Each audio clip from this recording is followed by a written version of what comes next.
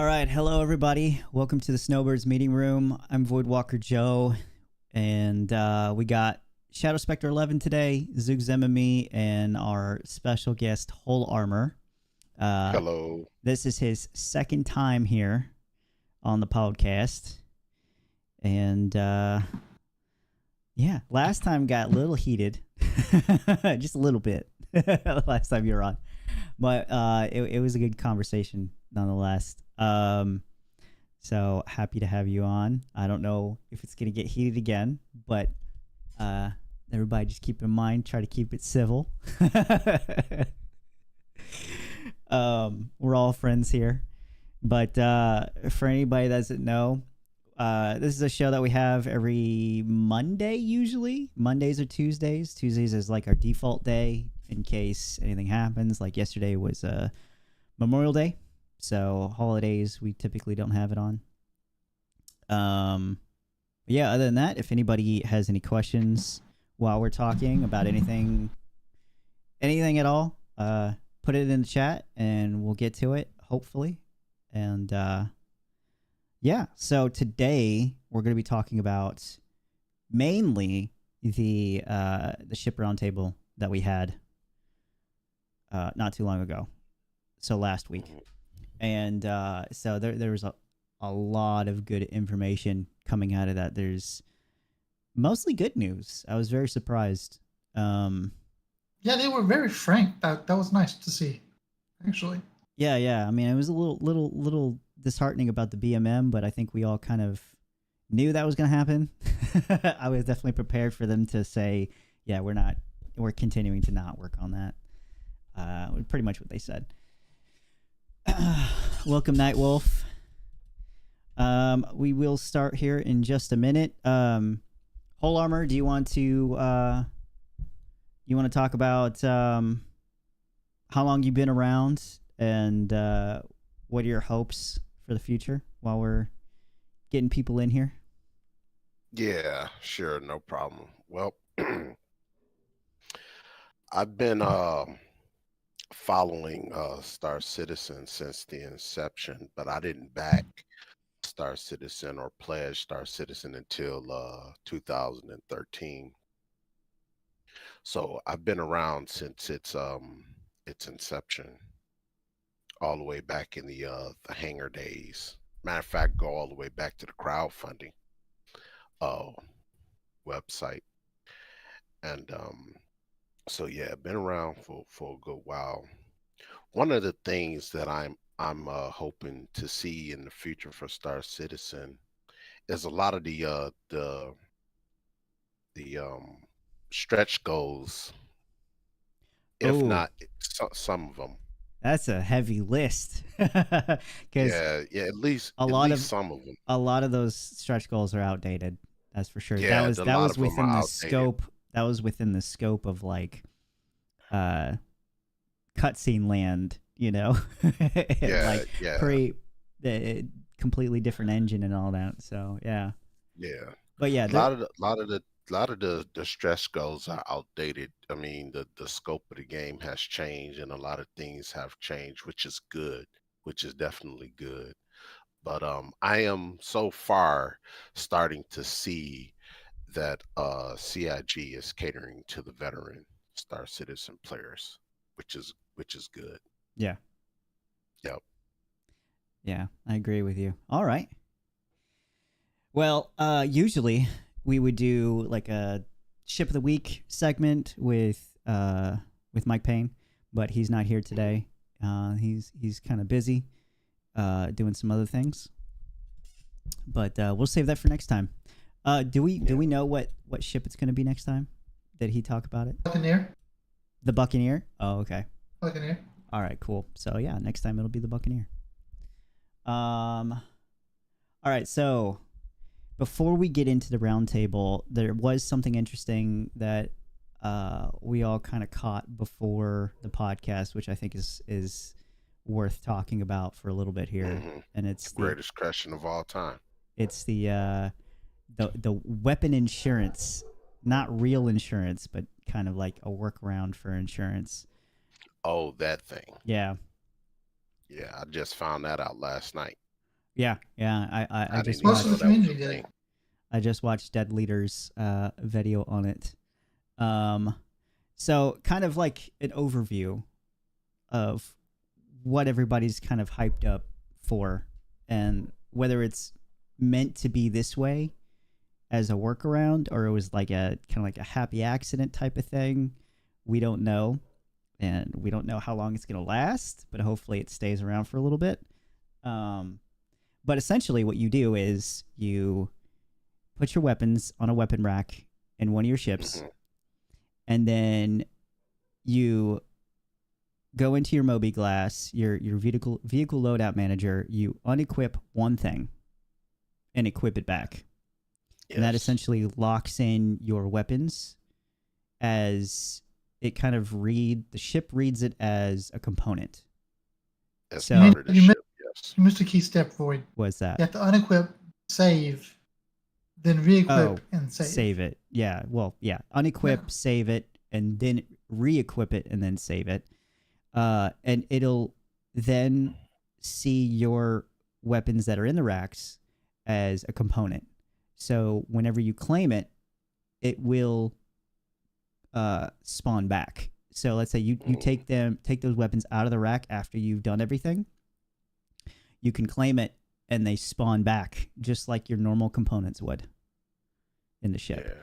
which is a pretty major deal. And what Dead Leader did was he tested it out on the grenade launcher and the railgun, and it actually worked. I don't know about the grenade launcher. I don't remember about the grenade launcher. That might not have worked, but the railgun did. It worked. And his LMGs, his sniper rifles, that kind of thing. There's a little bit of a question mark over like the difference between the weapons that you find in bunkers versus what you buy in game at shops, and then also from like the RSI website store that you buy with real Right. money. But From that's from the video that I watched, he said it works best with weapons that you purchase off of the website and or weapons you purchase in game from the terminals. right. But Well, I think that needs to get tested more. I think what the conclusion was basically there's two ways of getting a fixed ship module in the game. There's repairing the ship and then claiming and getting a new ship. If you claim and get a brand new ship, it works on almost anything. Whether you buy it, you pick it up, you find it. If it's a subscriber flare item, for the most part, if you're claiming a brand new ship somewhere else, it's there. Mm-hmm. If you're repairing a ship, that's where the subscriber flare items becomes questionable. And Okay. it doesn't matter if the subscriber flare item is something you found in a bunker or if it's something that you've bought yourself on the store. If it's like just a regular AO3, either way it works. If it's a regular railgun, either way it works. But if it's subscriber flare of any kind, regardless if you found it in game or bought it with real money, it's often will not show up to repair, but it will be there whenever you claim. Right.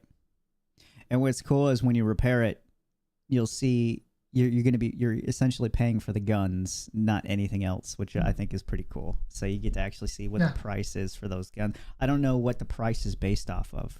I don't know if it's based off of like a cumulative from like what you would get from the store, or if it's like its own thing. But yeah, that's what it's based off of. Nightwolf says it didn't work for the railgun, pretty much all guns but that one. I saw in his video he did it on the Corsair. He put the railgun on the Corsair, and then he went. He didn't repair it, but he claimed it, and it came back. Yeah, Trip. If you have to have a gun weapon slot that's large enough to hold a railgun. If you have that, like the Corsair does, it is there. Yeah, so that was pretty interesting.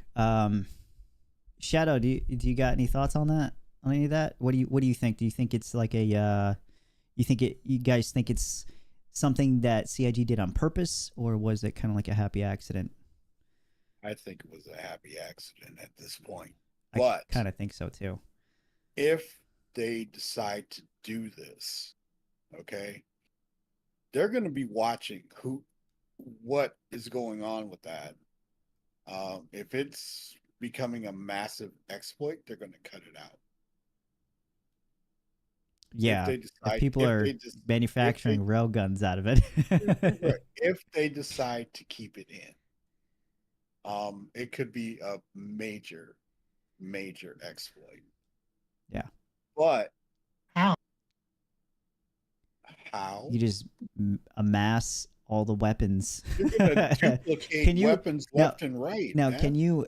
Now, here's the question though. I don't know this. Maybe you guys do. Can you sell those weapons? Do you guys think? Don't know. So right now in the stores, subscriber flare items cannot be sold. They're right. You can sell them, but it's worth 0 AUEC. But assuming just you get like normal guns from like a bunker or something like that, or you bought them. Yeah, they can be sold. They should be. Once it's bugged out, but you should be able to sell them. Reproduce them and then sell them. But the price you're going to pay whenever you repair is way more than you're going to pay when you sell. Yeah, I was going to bring that up too. Yeah.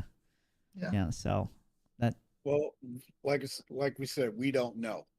We don't know if it was an accident. We don't know if it was something they slipped in, just like they did with the crafting of the multi-tool. Nobody knew until somebody at CIG said, "Oh, you can do this on the Vulture and the Reclaimer." Yeah, they just made a post, and they're like, "Oh yeah, we're throwing this in." It wasn't a part of any sort of patch notes at first. Right. So, yeah. It's like that's a massive deal. Why would you not put that in the patch notes? Right. So if it stays, I'll use it and use it responsibly, but I'm not going to touch it until I get confirmation from CIG. I mean, it's going to be an expert of any kind. Every weapon you do, if you go through the videos that I've seen, from Dead Leader, and there's another YouTuber. I apologize, I forget his name. That Dead Leader found it from. Every one of them showed that you were basically paying a very much a premium price. Like this isn't ship insurance. You're buying the ship. Sorry, this isn't weapon insurance. You're buying the weapon all over again from scratch, right? If you look at Dead Leader's video, he claimed to bring the ship, didn't take any damage. He repaired the ship for 80,000 AUEC, and that's what replaced the weapons, the railguns, and such. Yeah, that's stuff's expensive to buy. And as somebody who's bought weapons for an org before, that sounds about right. Honestly. Yeah, I mean, there's nothing wrong with it, It's So potentially faster. It's way faster. It's way faster just to get that, especially if you're going out with. You can say, "Hey, I can prearrange, get medical devices, tractor beam, weapon, attachments, all that already there, ready to go, and I don't have to worry about going around the verse, picking up stuff, or losing an SEU created, or anything similar to that. I'm going to have to pay for it either in time whenever you claim the ship, or money whenever you repair the ship, right? And it definitely prevents people from like really hardcore duping it via the repair bug. Yeah. Because that's applicable to subscriber flare items. So it's just you're not creating something from nothing. You're paying for it. Yeah. So I wouldn't consider it an exploit, or maybe even exploitable. Because you got to keep in mind, to take the gun weapons off the gun rack, you have to leave Arms Zone. Well, like I said, we don't know. So when it becomes at that point, we'll find out. It operates exactly like same exact way, you would just go buy a component and then go put it on through the on your ship via the loadout manager. It's the same exact thing, except they just don't have something specific for they don't have anything in the mobiGlass set up in the vehicle manager for weapon racks yet. So Right. until we get that, it could be a workaround, by CIG. It could be. I'm just saying, Yeah. these things have happened, and they've gone in and squashed it like quick. Yeah. So see what they say. See what happens at this point. Pretty much every multi-crew ship that we have in the game has some form of a weapons rack. At some point in Star Citizen in the future, you're going to want to live in your ship. That's going to be your home away from home. So you're going to be able to carry your weapons. You got to be able to carry your medical gear and what have you, and all the things you need to be able to function in space. So I don't see that's being that could be a exploit, because once you remove the weapon out of the ship and recall your ship, or if it 30Ks or whatever the case, that weapon in the weapons rack isn't going to duplicate. It's not going to be there, because what they're doing is essentially using the PS as the mechanic that they put in the game in order to make that happen. So the persistence of the weapon being there, and then it'd be persistent for the weapon not being. You see, and then to answer your question, did they do that by accident or do that intentional? I think it was by accident, because the unnecessary steps that you have to do to get it to work. If it was done intentionally, then it's just one step realistically, though. When you think about it, it's just one kind of workaround. crazy step that doesn't make sense. Like if you put your weapon in there, it would be, if it was done intentionally, what I'm saying is then the step to get it to stay there would be a little bit more streamlined, just no different from me pulling my shield generator out of my Constellation and putting it in the Corsair. Yeah, that's just one step. It also does seem like it could be likely that one of the developers was like, it's something he's really wanted, and he's just like, well, this will take me like, it'll take me like a couple hours, right? Yeah, I'll just put, right. I know it's weird, but I can put it in there now and just, Won't nobody know. Yeah, who knows? Yeah. Who knows what the story is? I think it is something that they're planning to do. Oh, absolutely. I think this they is would part have of to. because gotta keep in mind, right? They also have planning for, like, if you look at the 300i series, the 300 series, you have little clocks, trinkets, coffee makers, or little sound system things that you can have in the ship. Different seats, different water bottles, skin, water bottles, right? Even in the Pisces R, right? Water bottles, flares, food items. Yeah. This is one of those things that they plan on including as part of the ship, assuming you have valid insurance, right? And what I probably guessed happened is they were building that functionality in the back end. They haven't added it to the UI on the ship mobiGlas. Yeah. Either because they're already close to a different UI that they're already wanting to add, and they're not going to make the ship inventory system that we currently have functional with it, or they just haven't gotten to it yet. But that functionality is already in the game, and we found one of the workarounds to adding it accidentally. And I can give you an example, right? We have the inventory system for our gear, our personnel armor, right? We can use our F key, our interaction key, and equip a medical pin we found on the ground to our hip. We can pick it up and equip it. We can hold the inventory icon and move it to our body. We can hold the icon and double click it. We can open the inventory and right click on the item and say equip, right? There's 5 or 6 ways of getting that item from the store or from the ground to our person. And that's just one of the ways we found. I think this happens to be one of those ways that we're going to be adding inventory items to our ship, whether it's weapons or flare items. And we happen to found one.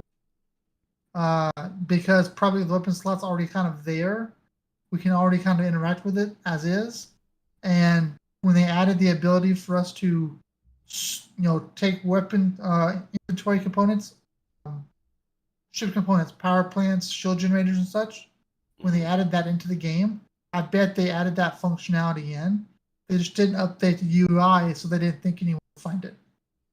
Yeah. They probably didn't even realize that functionality, or didn't think about that functionality being in the game from that point of view. Well, like Yeah. you said, it was probably an accident. Yeah, it probably was, and it's probably been in there for quite some time until somebody stumbled across and found it. Ain't no telling how long it's been in there. I don't think it's been that long because when you think about it, right, all someone has to do is accidentally stumble upon it, which is extremely easy because these are the steps, right? Someone gets their Carrick out, they fill up their gun rack because they think it looks great, right? In their mind, they're like, this shit's just gonna go away when I'm done at the end of the day. Store it. And what they do is they go out, they're like, oh, I want to upgrade my Carrick. So they go upgrade the Carrick with like the latest quantum drive and all that kind of stuff. They equip and save. Then they go off, do their bunker mission, blah, blah, blah, right? But they don't put the gun back in the rack. And then they go and claim their ship or whatever. And then it pops back in there. The next time they come in, they come in, they're like, oh, I actually never put that back. Why is it back? And that's a very easy scenario to replicate. People do that all the time, Yeah. So I feel like I'm gonna tell you now, Joe, I would not have never thought of that. When I watched them do that, I would have never thought of doing that. You got not the thinking of doing it. It's the accidentally when you see it come across it. It's the thought of you see it back there, and you're like, wait, I have this on my backpack now. Right? I never put that back. And they're looking at that weapon. They're like, most people would be like, oh, it's probably a bug, and go about their day, not even investigate it. But someone who cares enough, they probably went like, oh, let me see if I can do that again, maybe. And who knows, it could be, I feel like it's something maybe in the last 2 patches that could have been added. 317. I bet it was 319. I bet it was 319 because they added the ability for us to install ship components and be able to essentially save those changes via storing it by just us taking a physical action to the ship, and I bet that's what triggered it. Yeah. See, the way my mind works is if I put something on the ship, it's gonna be there when I get back. No different from the food package I leave on the table or the water bottle I leave on the counter of the ship. Mm-hmm. I would have never thought to use the Moby glass to make any of that work. Yeah. Yeah, it would have to be an accident, because I wouldn't have thought of that either. Absolutely not, I don't think I care that much to go that deep into it. It would have to be. Nah, I just want it to work. Yeah, that's it. You just want to go play the game. Yep. Yeah. So, Zook, it looks like you got a question, though, from Nightwolf. You see it? Yep. Doesn't matter which component on the ship you have to do the funky monkey with. My guess is probably not. We saw people try it with quantum drives. We've seen it with weapon slots. The trick here is the state of the ship has changed, and you are saving it. You're saving the state of the ship to the database with that weapon on board the ship. The one thing that I would question, that I want to know, that I'd want to test with, is do you have to put that component back and hit save for a second time? Like, for example, like they show the example of the Andromeda. Can you take the weapon off, hit save, and then just leave the weapon off? Can you go somewhere, not that you'd want to, right? But can you go somewhere and claim it with that missing weapon, and your internal weapon would still be there? My guess is yes. My guess is most everyone are adding that second step because they don't want the ship empty or have a slot empty. That's my guess. Anyways. Yeah, it'd be good good testing. I'm definitely gonna be testing this out in the next couple days. I'm gonna try to do it extensively as possible, and then if I come up with anything interesting, I'll share it with everybody. He says, does it matter which component you perform this task on? As far as the components you unequip and equip, no, it doesn't. Apparently, it doesn't. So you can do it to anything. I've seen this now with quantum waves and with ship weapons. So if it works for both of those, it would not surprise me that it would work for any ship component. The key thing is a change to the ship is being written to basically the insurance piece, or whatever the insurance is for the ship. That is being updated to the new values of whatever it is. And that's taking the state of the ship and saying this is now the value of the ship, which is now including the weapons. What I would kind of want to know, and this is sort of like a piece that I would want to experiment with, is adding the ship, does it affect the claim timer for the ship, and does it affect the claim price to expedite the ship? That is interesting because they did say, where was it? It was in the patch notes of one of the past patches for 318. I think it was 318. They said that they were experimenting with. No, it was 319.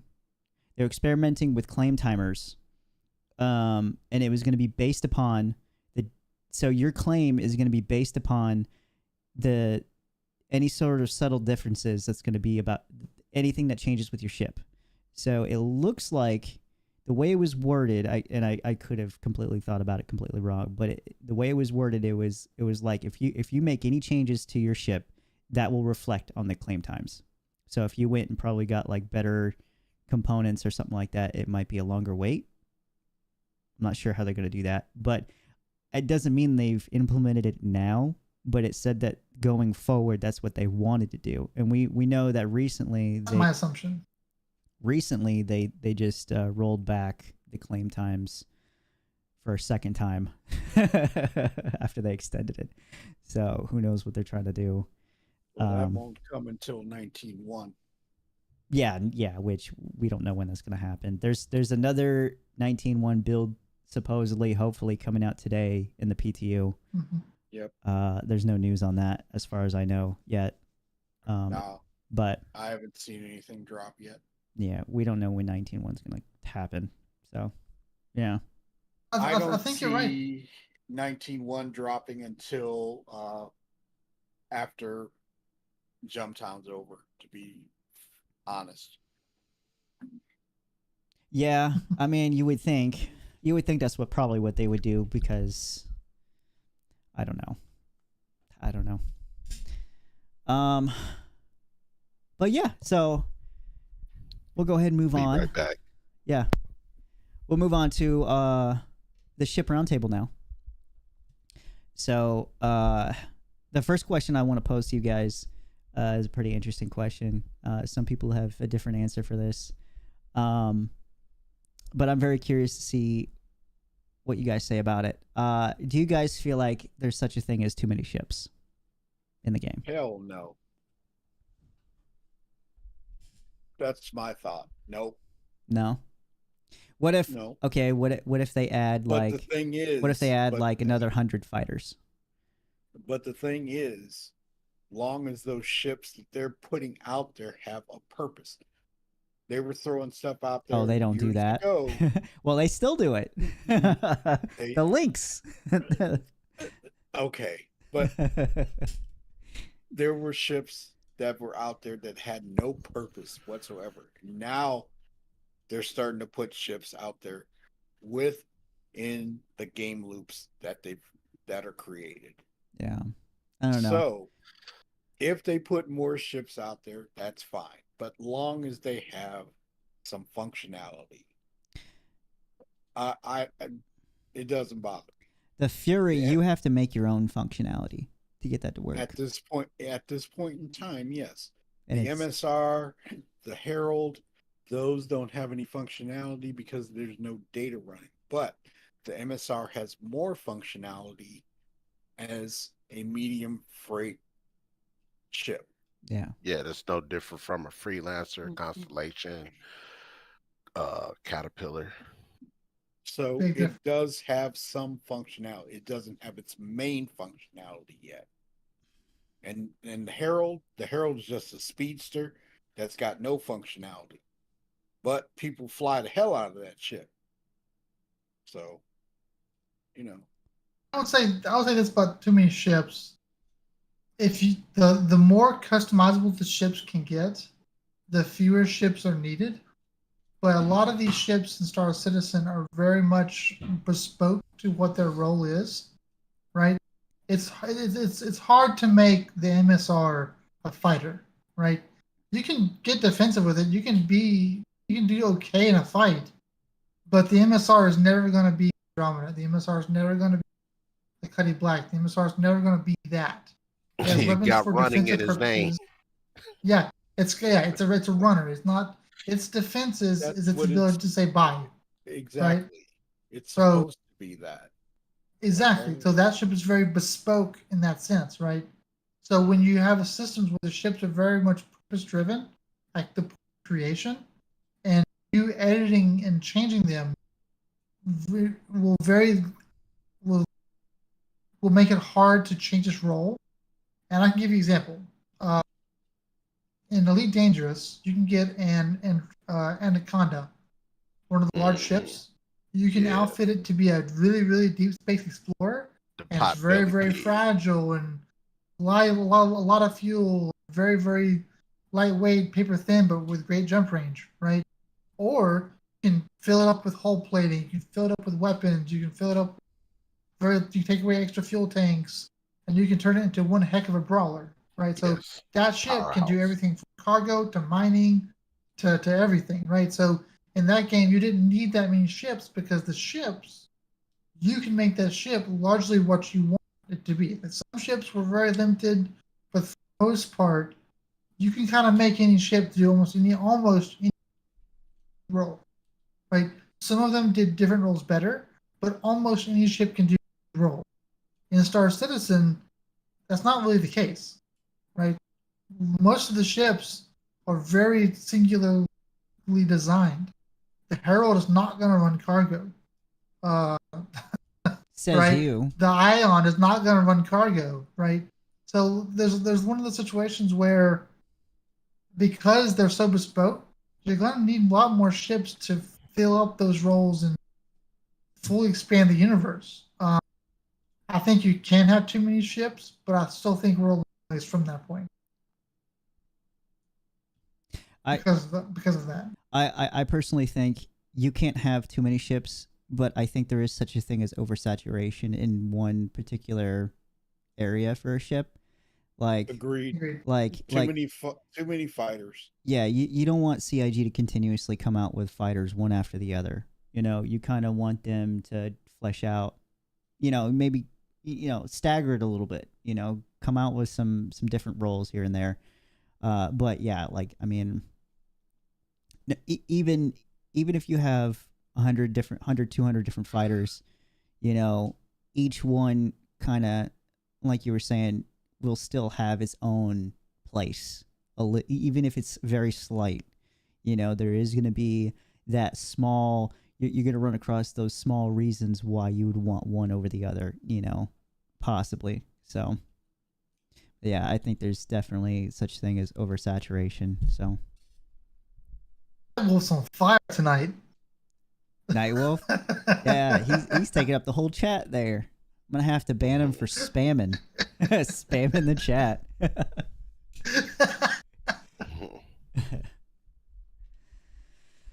Okay, so we talked about that. So let's see. The next question is going to be about the backlog of ships, and this one's got some controversy behind it. You ain't kidding. So the question that was posed to CIG was, how are you guys planning to work work through the backlog of ships that they have. Their goals currently, from what they said, are they want to be able to deliver the same amount of content that they have been, and on top of that, release 1 to 2 capital ships a year.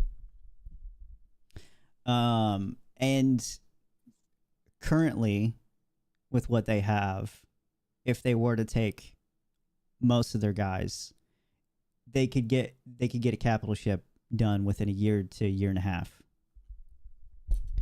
And so they recently added the new vehicle team from Montreal, which they said consists of 4 artists and 1 designer, and that's considered a very small team to them.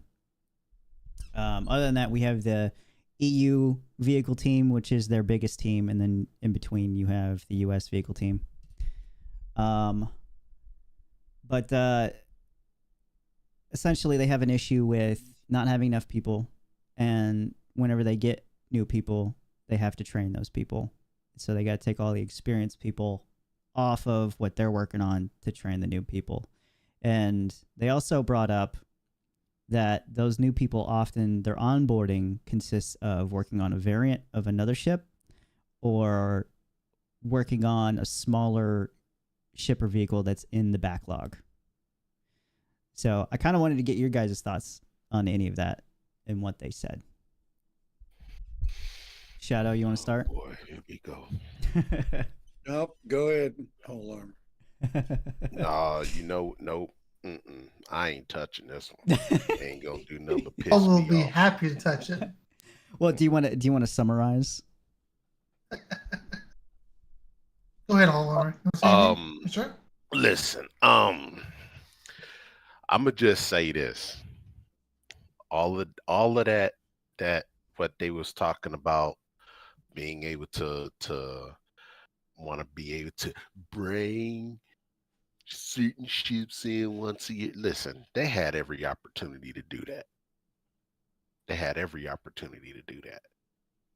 You know how many ships that they got in the backlog that could have been brought in game already?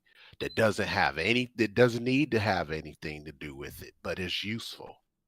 All your ground vehicles can come into the game. All your motorcycles can come in the game. All your hover vehicles can come in the game. All your G2. You got the STV, but you can't have the G2. You got the Fury, but you don't have the G2. That doesn't make any sense. Well, if they got people, right? When they bring in new people and they work on a variant of something, well, the G2 is a little small vehicle that they can work on and to bring into the game. You mean the G12? Or yeah, the G12. Yeah, the Orison vehicle joint. That is in pre-production, by the way. Whole armor. You know, they are working on it. And Tribunal just said it. The X1. They just started that now. Yeah. Right. And how long has that one been in concept? For years. Okay. Just like the Genesis Starline. They didn't even update the picture to the. Oh, they don't update pictures for anything. the old Banu Merchantman picture is still up there, I think. Like, the old Cutting Black picture still up there. Yeah, that too. I don't even want to mess around with that one. I'll pass on this one. The reality of the situation is they are spending our money. No, go ahead. No. The reality of the situation is they're spending our money on developing Squadron 42. So ships that are going to be in Squadron 42, be around Squadron 42, be in the background of Squadron 42, maybe as an Easter egg for Squadron 42, right? They're going to take priority. They're going to get made first. G12 probably isn't in Squadron 42. Yeah, exactly. So ships that are not there in Squadron 42 got put on the back burner. Then ships that are not needed in the PU yet because we're just in one star system. Vis-a-vis the larger capital ships, I think got put on the back burner. And what I think, for example, what happened with the Brandon Merchantman is the Brandon Merchantman was going to be an inter-system trading ship that they were going to push for release with Pyro. Well, two things happened. A, the team that was working on it, the personnel, either moved on to bigger, better things and left the company. And that team was apparently one of the more experienced on any of those teams. That team was the team that was developing the band culture, their aesthetic, their materials, their design language, right? Yes. Right. So that team that was developing it moved on, right? Yeah. So to repurpose another team onto it would have been a waste of experience when other teams are already working on other manufacturers like Crusader, like RSI, right? Then they managed to get modularity into the game, or the physicalized modularity in the game, which enabled the Hull C, right? Which was the blocker for the Hull C. And they said, look, we have the interplanetary or inter-system trading ship now, the Hull C. We don't need the Brandon Merchantman to fill that role anymore. We don't need a team to do that right this second now.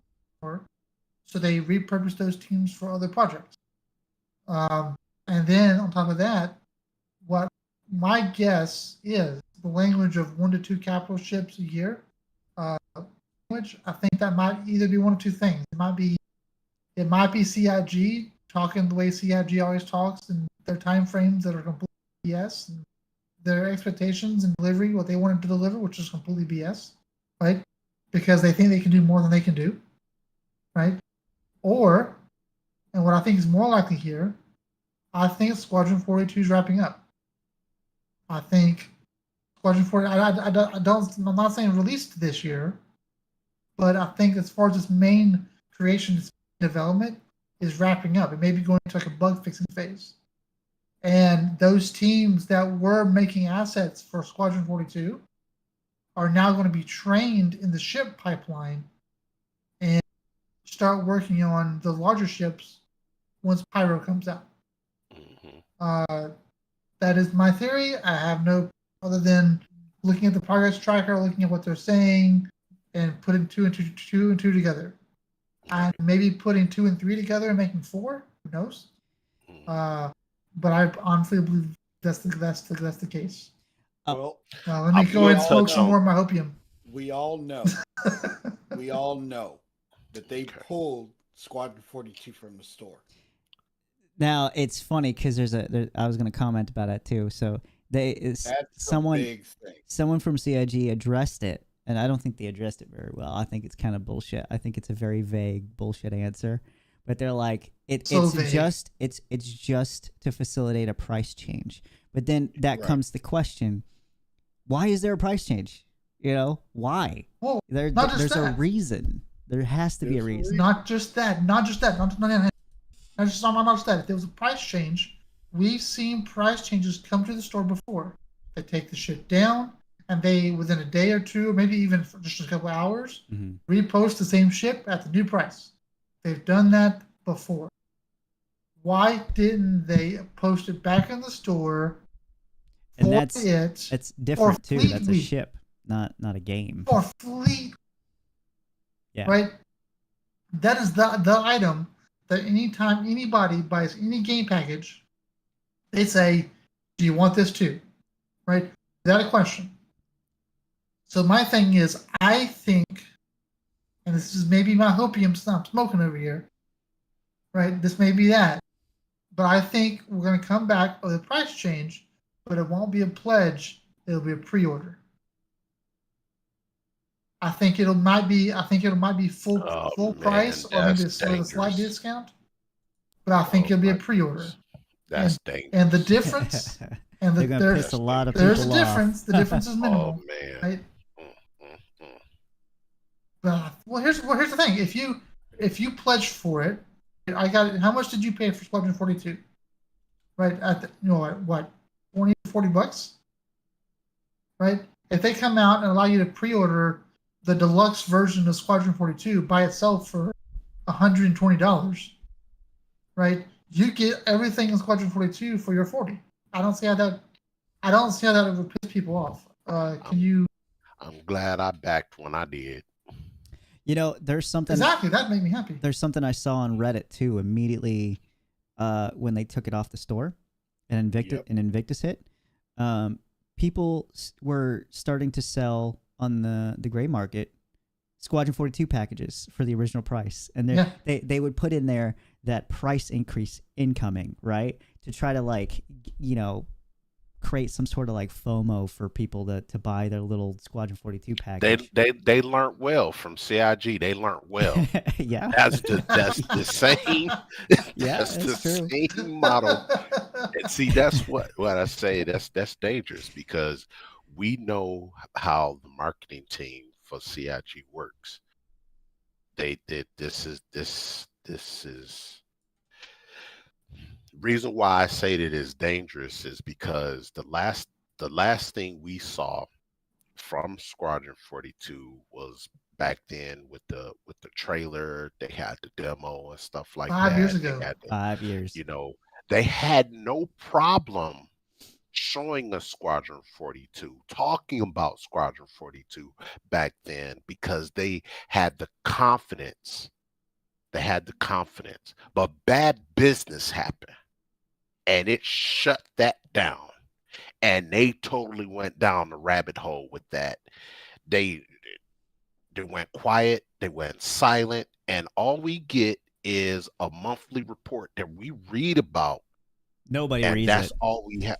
Nobody I reads definitely don't read it. As far as I'm concerned, Squadron 42 doesn't exist. Star Citizen is all I've ever known. So there's for them to do like to take it off the page, and then I hope they don't do that. I hope that that's not a thing, that they put it back up there with a price increase or even if they no, I'm sorry, if they put it up there as a pre-order. That's going to, in my opinion, based on how I know how they operate, that's going to be a money grab. See, I don't think that's the case. I could be wrong here. I absolutely could be wrong. This is, again, it could be like a copy. But I think Shug is right about you didn't know this week a year ago, right? We know content is being created. We content that has been created for Squadron 42 that is being ported over to the PQ. We're not seeing much of it. I really wish they would share more. I don't think it would be. I don't think it's reasonable for them to share as little as they've been sharing. Right? They really should be sharing more. But if you look at the progress tracker, almost nothing for Squadron 42 is scheduled past June. Right?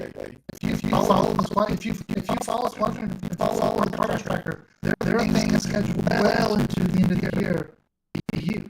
Nothing scheduled out there for Squadron 42. But they also except for bug fixing and put us back on the project. Yes, that generally happens, but there's generally something's always out there.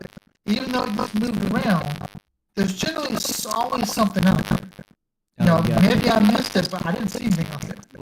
So in between, we got audio issues. In between taking, that's coming from me. Is that? It's everybody. It's everybody, or is it just me? No, it's everybody.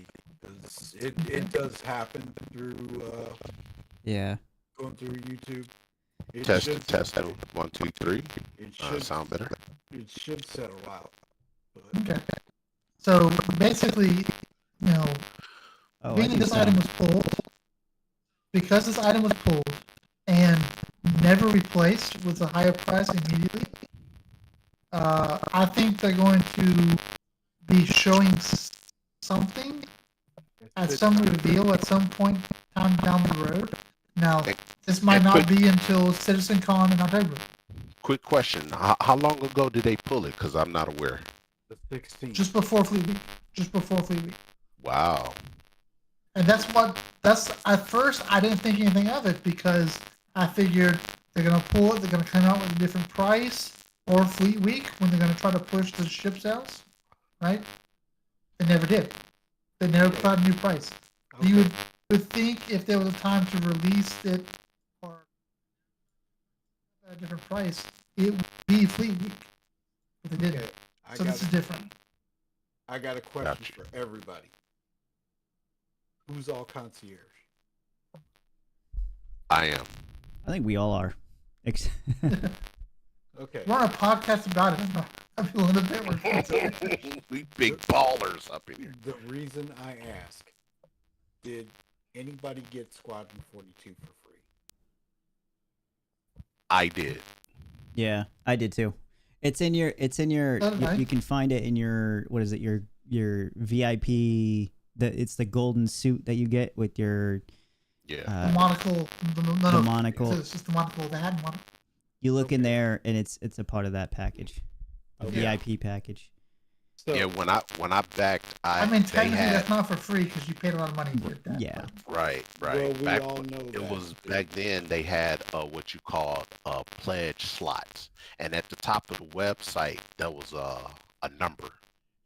When I pledged, it was like around 900 something odd, if I remember correctly, and I think there was a total of 1,000 or 2,000 pledge slots. So everybody who pledged within that slot got access to Squadron 42 for free.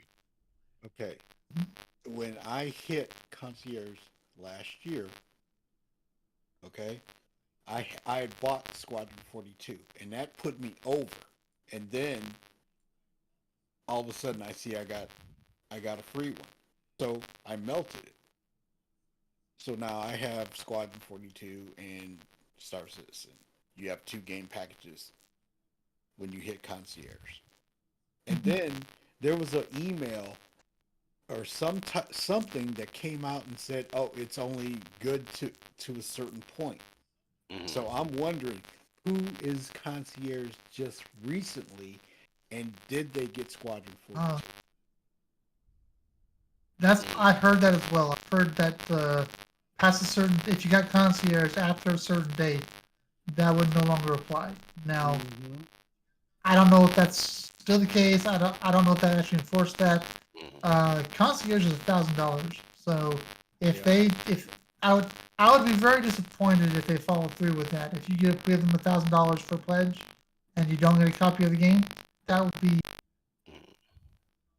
Well, I'm That's I'm telling. just that would taste asking. bad. I'm just asking because if that's true, right, and they pulled that away from the concierge people that hit it at a certain point after that, and they Going don't get forward. it. Yeah, that's not right. That would taste pretty bad in most people's mouths. But at the same time, a lot of people who have concierge, they already have a game package anyways.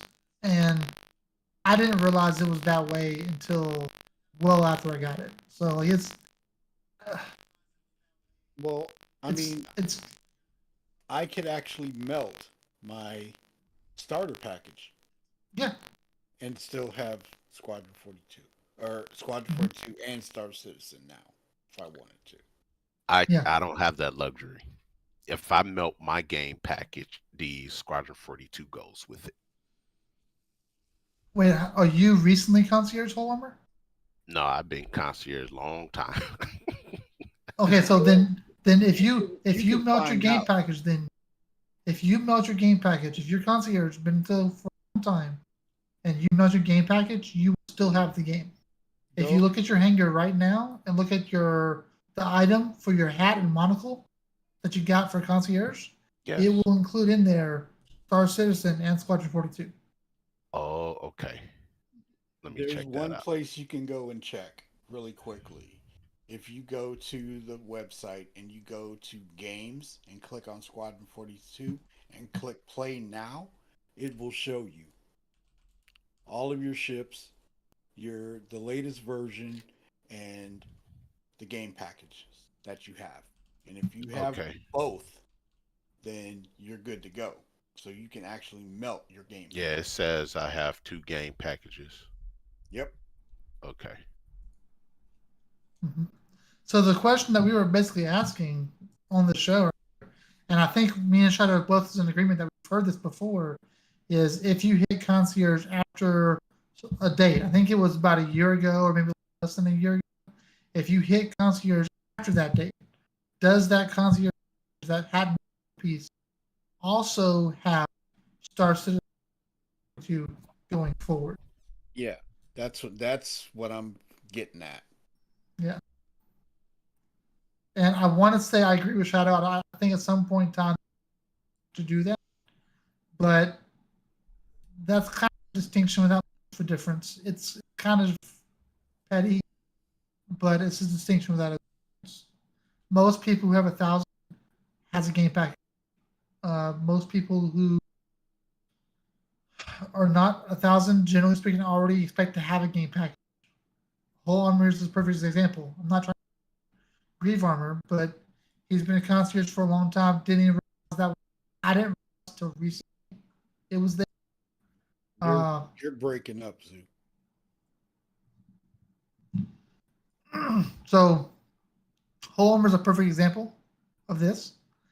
He didn't realize he had it until recently, until probably just now. Right. I didn't realize I had it a few months ago, right? So, being that even if they stop doing it, right, will people really miss it, right? Once they find out about it and they might get a little bit salty, but at the same time, they probably already have a game package. They probably already have a setup that's requiring it, so they can look at that and say, "Well, that's kind of BS," but oh well, I already have the game anyways. Okay, we got a question. I want my spaceship shaped USB drive. Okay. I remember hearing about that. We got a question. What exactly is Squadron 42? Squadron 42 is the single player game that is the tutorial for Star Citizen. It's the prequel. It's the prequel. It's what, 10 years? It's your military service. Yeah, it's like 9 years Yes. before current in-game date. Right. It's your introduction to Star Citizen's universe. Yeah. So Right. you do like your mandatory military service, and then your contract runs out, and you become a citizen, and you're free to wander the world and do what you see fit. hmm Yeah, it's sort of That's where you single earn player your / stripes. co-op. So when you complete Squadron 42, when you complete that game, you will get the F8 Lightning. We think.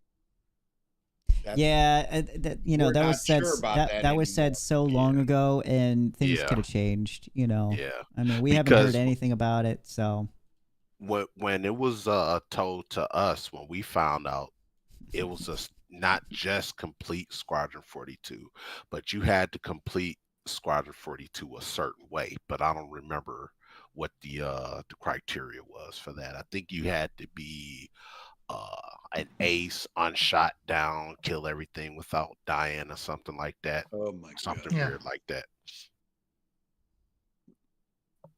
But what we're just saying is, I just want to verify, because when they pulled that, that's huge. hmm So there's something going on behind that. yeah, And something. I really think that we're going to see something in Sitcon now. If they're talking about price, something going down.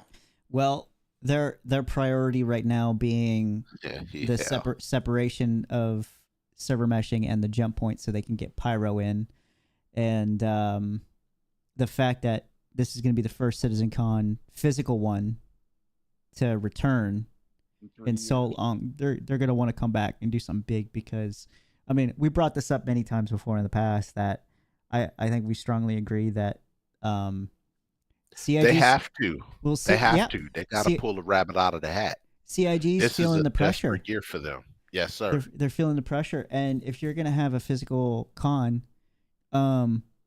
what's the point of going to these things if it's just going to be like the last couple years, 2-3 years, where it not much has been happening. You know, if Right. people go to this con and it turns out to be a letdown as far as what they share, there's Yep. no pyro, there's no server meshing, there's no, you know, just another demo that they show a little, Mhm. little, then what's the point of going there? You know, there's Right. nothing to be excited about anymore.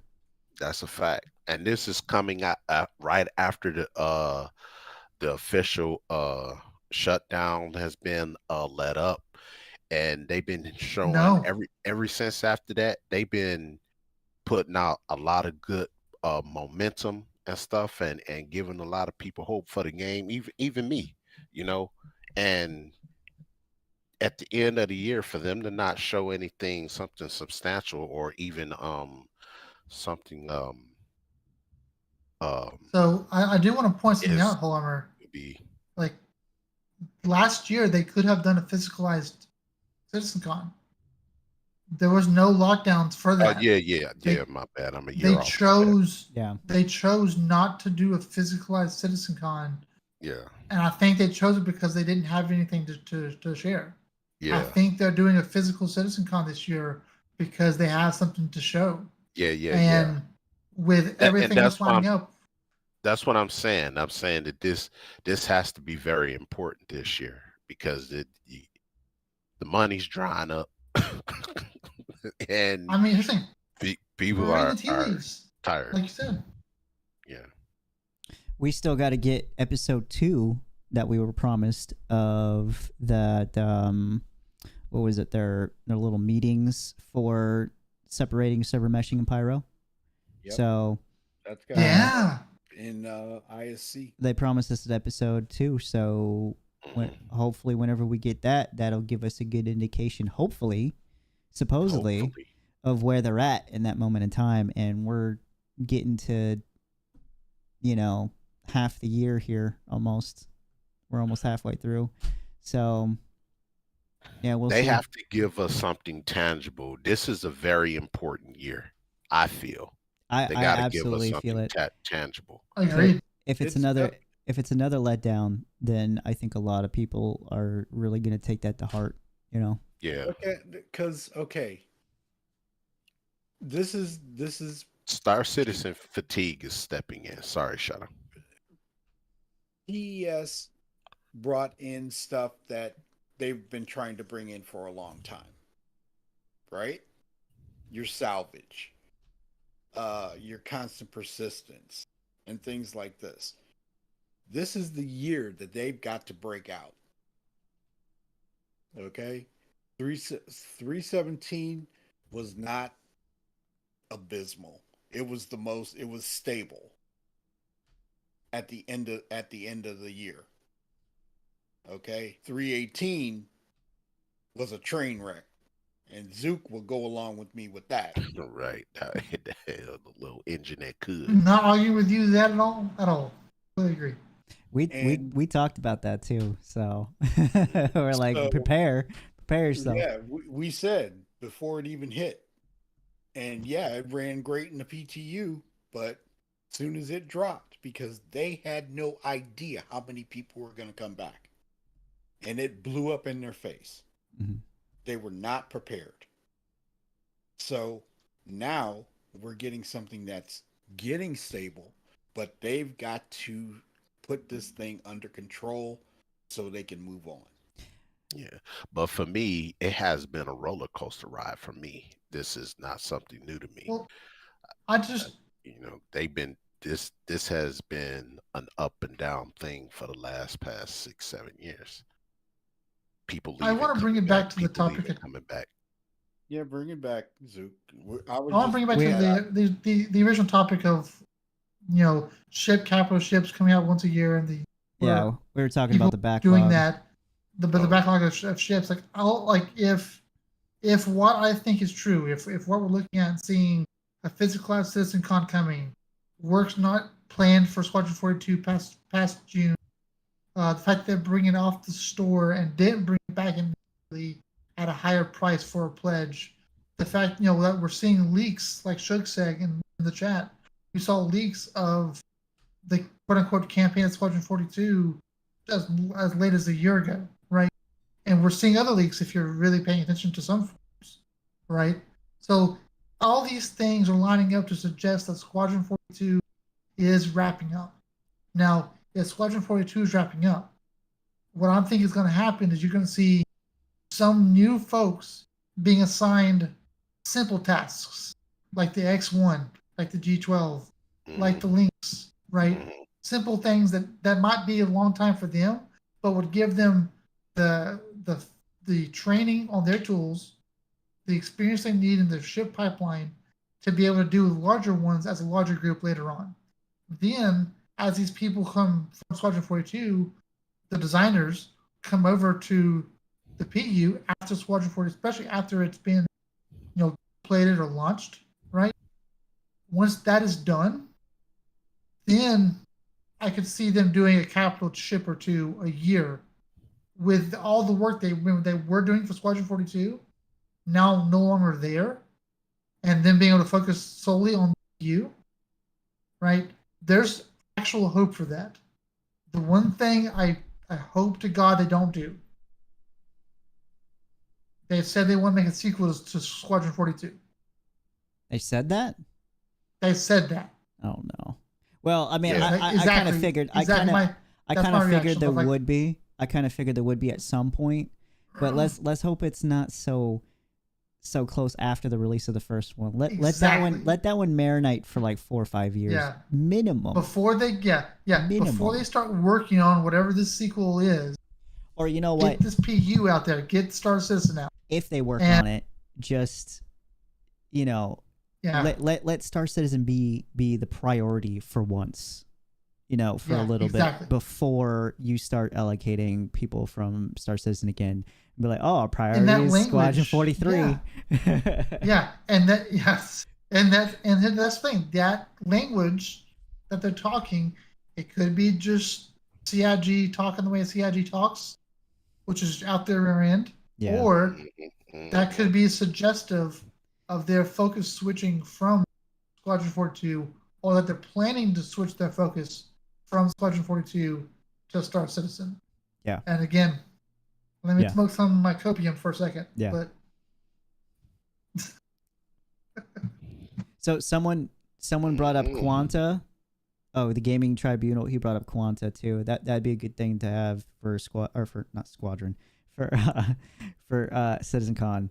And we did recently. There is some theory crafting about the Quanta system being possibly at a good point, because they're transferring people off of the teams that are working on Quanta to go work on other things, suggesting that there's something going on with the Quanta system. Either they ran into a snag and they're taking a break, and either that, or they're at a good point where they feel like they don't got to do too much with it.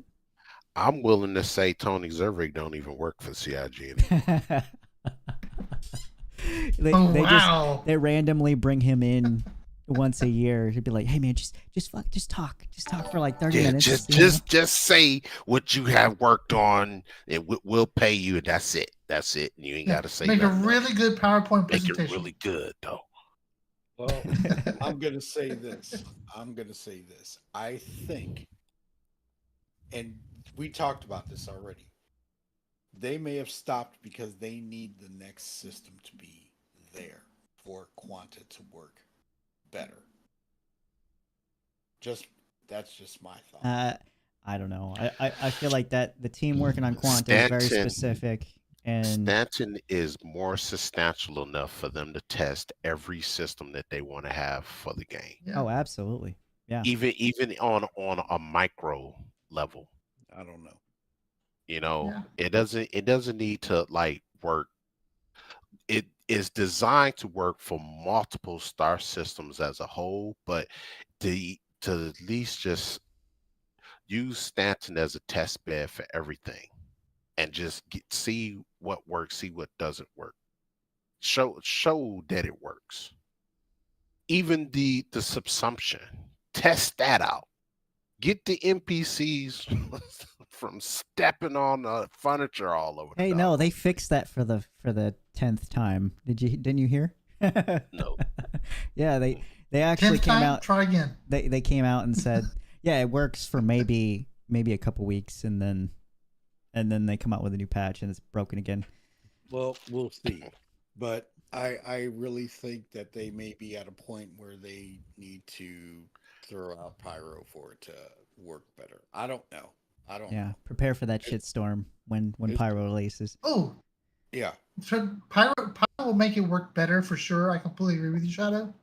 I don't think Pyro would be required for it to go into like tier 0. That's fair. I agree with that. You would know better than me, that's for sure, on that one, Zook. To kind of go with the whole backlog thing, something I missed the first time I watched the live, they brought up that they want to grow the EU team to where they want to expand it to a second and third team, and they want to do that soon. Well, they want to put 15,000 in Manchester, man, or 1,500. That's gonna be a part of it. Yeah, and that building isn't done yet. Yeah, it's close. They've moved in, apparently. but it's not done yet. Yeah. Yeah. As far as capital ships, they did say that the first 3 that they would work on, it would start with the Polaris, and I know Shadow, he's got a reason to be excited about that bad boy. I'll let you talk about that for a second. Congratulations, Shadow. Everybody say congratulations, Shadow. He has a new baby. Congratulations, Shadow. I am still flabbergasted by that. My baby is finally into fruition. Just need to see it now. Shadow, explain the story for everybody. It's a nice, wholesome story. I think everybody will enjoy, and it explains why the Star Citizen community is one of the best. Make it plain. Make it plain. My one of the guys I play with on stream, he's getting ready to step away from the game for a little bit, and he's having a baby. And he said, well, I'm not gonna be playing that much. So he says, I got a gift for you. And I'm on stream, and I'm like, okay, And next thing I know, he says, well, it's coming. I look in my email. I see a Fury, right? Then I look at it, and I look all the way down, and it's upgraded. to the Polaris. That's a mighty upgrade, I have to say. I was like, dude, I was crying. I was crying on stream. That's a damn good friend. Yeah, absolutely. I couldn't believe absolutely. It, man. Couldn't believe it. And it was just something that I don't know how to repay. And I don't know what else to say. And now y'all getting me crying, so stop. I can't wait to help you crew it too. Oh, Shadow got him a Polaris. Big Captain. You know, I have to call you Admiral Shadow now. And that is that ship is already named, and I named it before I even got it. What'd you name it? It's named after Mrs. Shadow. Oh, oh, that's right. I remember you saying that. Yeah. Yep. That's lovely. That's nice. And that is the ultimate ship that I want. And now I'll get some ships in between that, but that's it. That's it. I'm glad you didn't name it Grease Lightning. Oh, hell no. But anyway, let's move on. But I appreciate all the congratulations. Thank you. Yeah. So, yeah, like I was saying, the first 3 ships, Polaris is coming first, and because along with that, that essentially sets up all of the assets for the next 2 ships, and that would be the Perseus and the Galaxy. And the Galaxy we're about to go into because our next topic is modularity, which we got good news as well. Not sure which one's going to come after Polaris. It could be either or, the Galaxy or the Perseus. I'm kind of hoping it's the Galaxy because that means modularity. But no, give me my Perseus. I think no, put that on the back burner. The Perseus is going to come next, I think. So, but bad my news. baby. That's my baby. If you're not looking forward to any of those three, bad news for you, because it's going to be at least 2-3 years, maybe, until they finish those three alone. And then, if we're lucky, maybe a little bit shorter. And then after that, who knows what they're working on. So anybody who wanted good news about the BMM, it is going to be years away, unfortunately. Yeah, it's bad news. Bad news, hard. Yeah. I feel bad. I really feel bad for people that have been waiting for that chip. That's gotta hurt. I kind of understand. Like, it hurts, but it's like it's so unique. It's a mix between like organic and metal, and it's supposed to be luxurious. And they did say it's all one piece essentially. It's not like it's a bunch of different assets kind of placed around and stuff. So yeah. And you know what? This is the reason why I would go back to, do we have enough ships? And I want to say no, because sometimes, well, a lot of times they put the cart before the horse. You see? Oh yeah, they do it all the time. what they should do is expand on the Banu Defender, variants of that, smaller fighters, smaller that would be cool. Xi'an, cargo type ships, yeah. Xi'an mining ships, and well, salvage ships. I know why we don't have a variant of any Banu ship, or just the Banu Defender, and they I guess it's I don't know, their explanation was like, we don't really have any sort of like library set up for any for the Defender. I don't know why. Yeah, I don't know. I don't believe that. I do not believe that. I don't believe that none whatsoever. Because when they do these ships and they do these concepts, they do multiples. They build these pieces and assets the same way they build the pieces and assets for the buildings for the landing zones on the planets, things of that nature. It's like they got the pieces. They it's Legos here. Yeah. It's just that the marketing team gets in the way, and there you go. There you have it. I think it's just the marketing team, right? It's a balance of, because a lot of these ships are bespoke, because they have so many ships, and because they are focusing on Squadron 42 before Star Citizen, their content creation abilities is limited. Right? So then they have to prioritize what their priorities are. And I think in the old days, their priorities were scattershot, were putting the cart before the horse, were a bit ambitious, right? And I think for the last year or two, their priorities are starting to make more sense, right? And so, like, I think going forward, we're starting to start getting more content quicker. The ship pipeline is going to be ironed out, and their priorities as far as which ship goes first, I think is going to have much more of a logical reasoning behind it. And I think we're seeing that now with the fact that all these RSI ships are going to probably share a good chunk of assets. So, like, for example, it may take a while for the players to come out, but it might not take near as long for the purchase to come out after it, and for the Galaxy to come out after it. Yeah, right? Yeah, that's true. But see, we have examples of that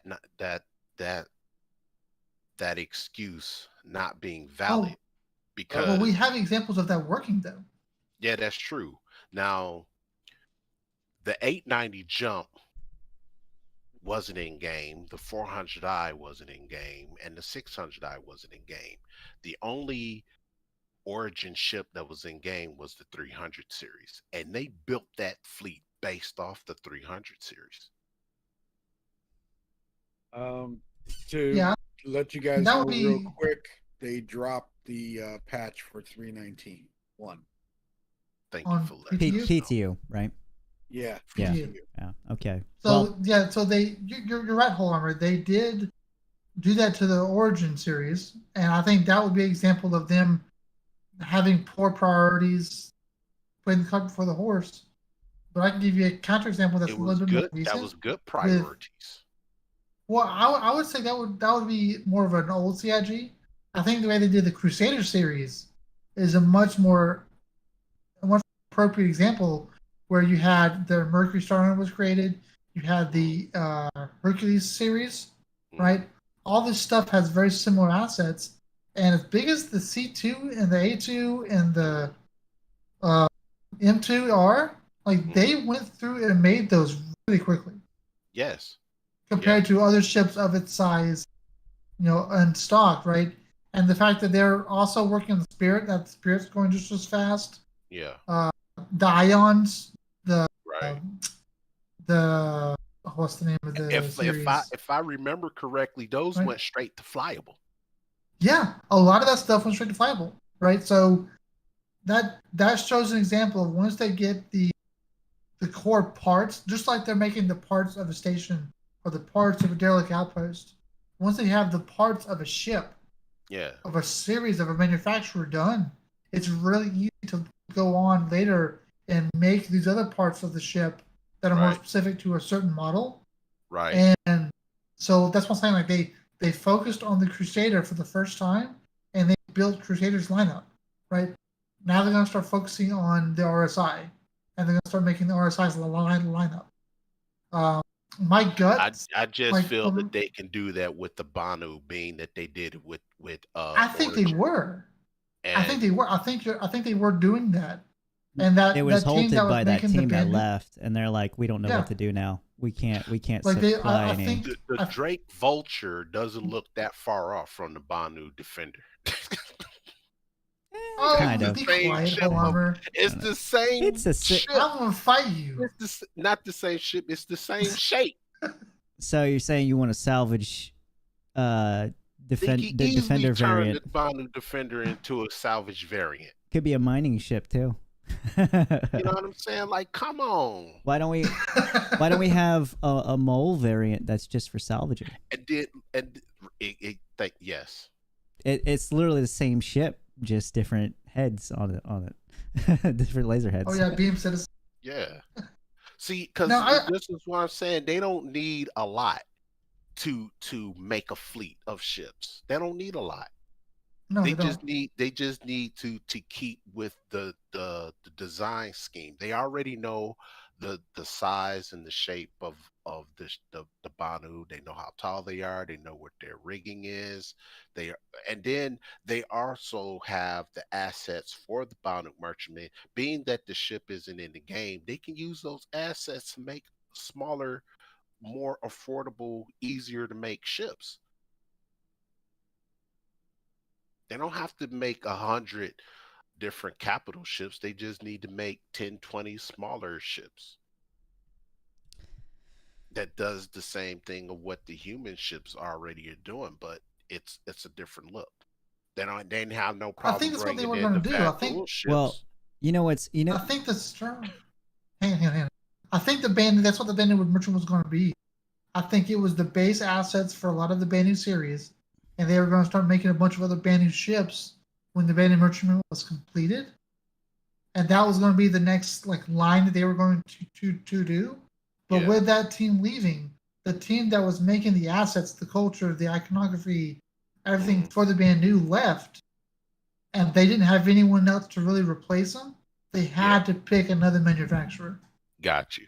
But I tell you what, there's no excuse for the Genesis Starliner not to be in the game.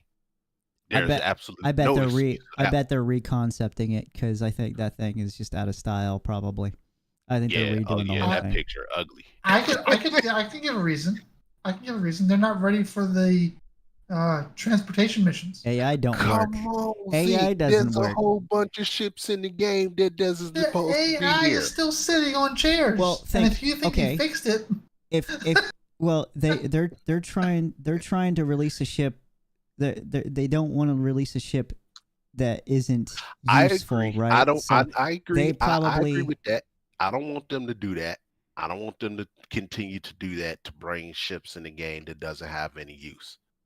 But what I'm saying is certain ships that has been in concept past a certain date, these people deserve to have their ship in game. You know how disconcerting it is for a person who actually owns a Javelin and they're flying around in space seeing an NPC fly their ship?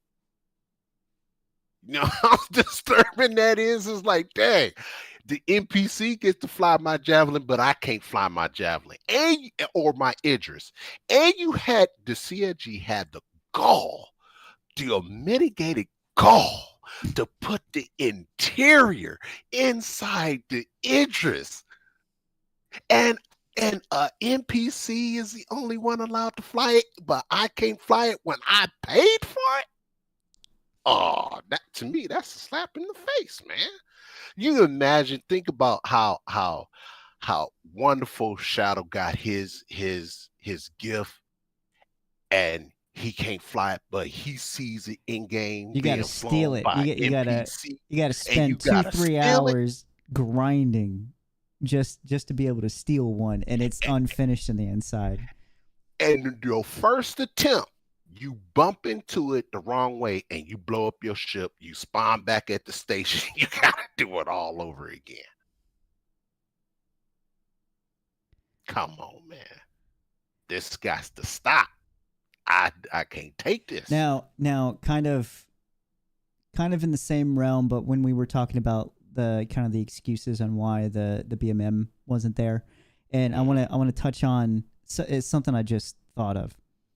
The excuse of it being too unique and too tough to work on. Think about, okay, they said in that same episode that they're working on the Raylan is going into pre-production, so they're going to be working on it, right? Mm-hmm. That's one of those ships. It's in the same position as the BMM. It's just a lot smaller, and that ship, everything about it in the inside, none of that is, it's all unique, like bespoke stuff. You know, it's all brand new assets. It's all, you know, they got to create a whole new design language because that's a different race, probably that different I can't team, argue with. and they're starting with a smaller ship. Right, I can't argue with that. That's different. I can't argue with that one. I understand that one. When it was the same thing with the Mustang. It was totally different from everything else. It was totally unique. It was a ship that had to be brought up from the ground up, right? Because they had a totally different design scheme than everything else at the time. So I get it.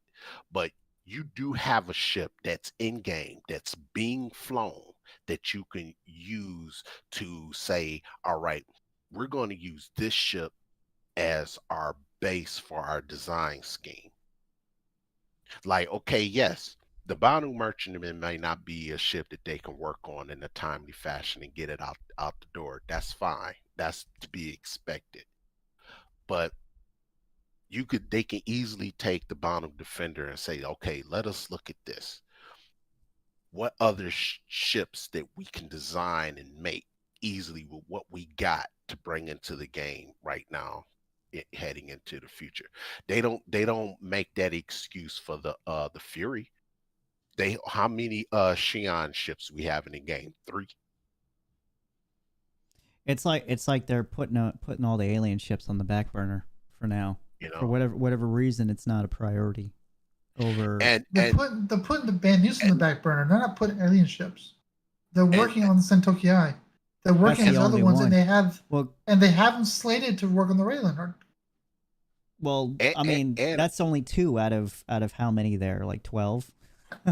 That's all. No. That is all of the GN ships that I'm aware of. No, you're right. But what about? So why aren't they making any more? Why don't they? There are other aliens. There's Vandal. There's Banu. There's others, of course. Right. There's Tavarin. But at the same time, as far as what the ships are working on, the teams that are working on, like, okay, this team is now probably growing or being built, and they're working on developing the Xeon style iconography, and they haven't left the company, so it continues. The Banu team that was doing that left the company, so it Yes. got paused, right? Okay. Whereas the group that's making RSI is still full steam ahead. Mm. That's what that tells for me. It's not that it's an alien ship, so nix you. It's this particular team left the company, and they don't have enough people to easily move over into that position and easily pick up where they left. Well, Yeah. we all know at IAE, right? We voted on a mining ship. It's coming from RSI. Yep. We haven't heard a doggone thing about that ship. Oh, well, I mean, they had to probably make the concept, Yeah. So I get it, but I'm just saying that's been how many months now.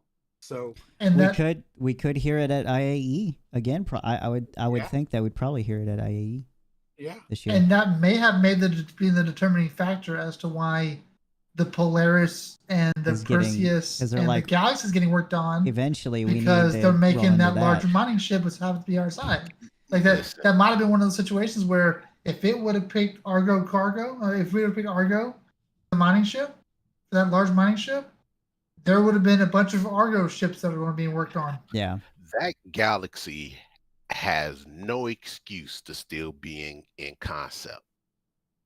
No excuse. That is a ship that could have easily went straight to flyable. What? Easily. Modularity is No not way. wasn't a there was a huge No, blocker on modularity. you don't need Oh. modularity for a ship to be in the game. The Caterpillar is in the game, and the Retaliator is in the game. But Well, that was old CIG making the mistakes where they Yeah. can't have that features in the game yet. Yeah. They're not doing that anymore. Yeah. It's just a regular ship. It doesn't have a niche. It's just a ship.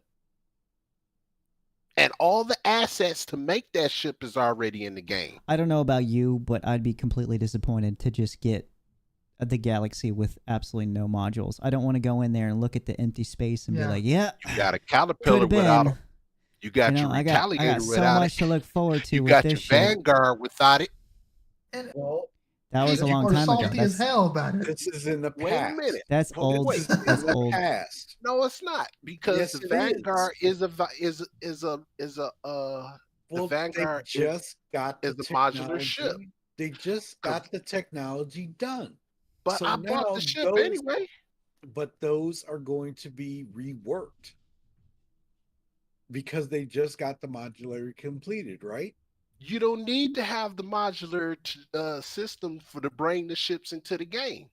The Caterpillar is in the game without its modularity system. And it shouldn't have that been in was a there. mistake. Yeah, it should not have been in there. It shouldn't have been in there. That's what CIG has said in the past. They said they made a mistake Okay, so releasing all these the things people, without so the we should functionality, take, and they we don't should want to take do that anymore. all the ships out that has modularity that out the game.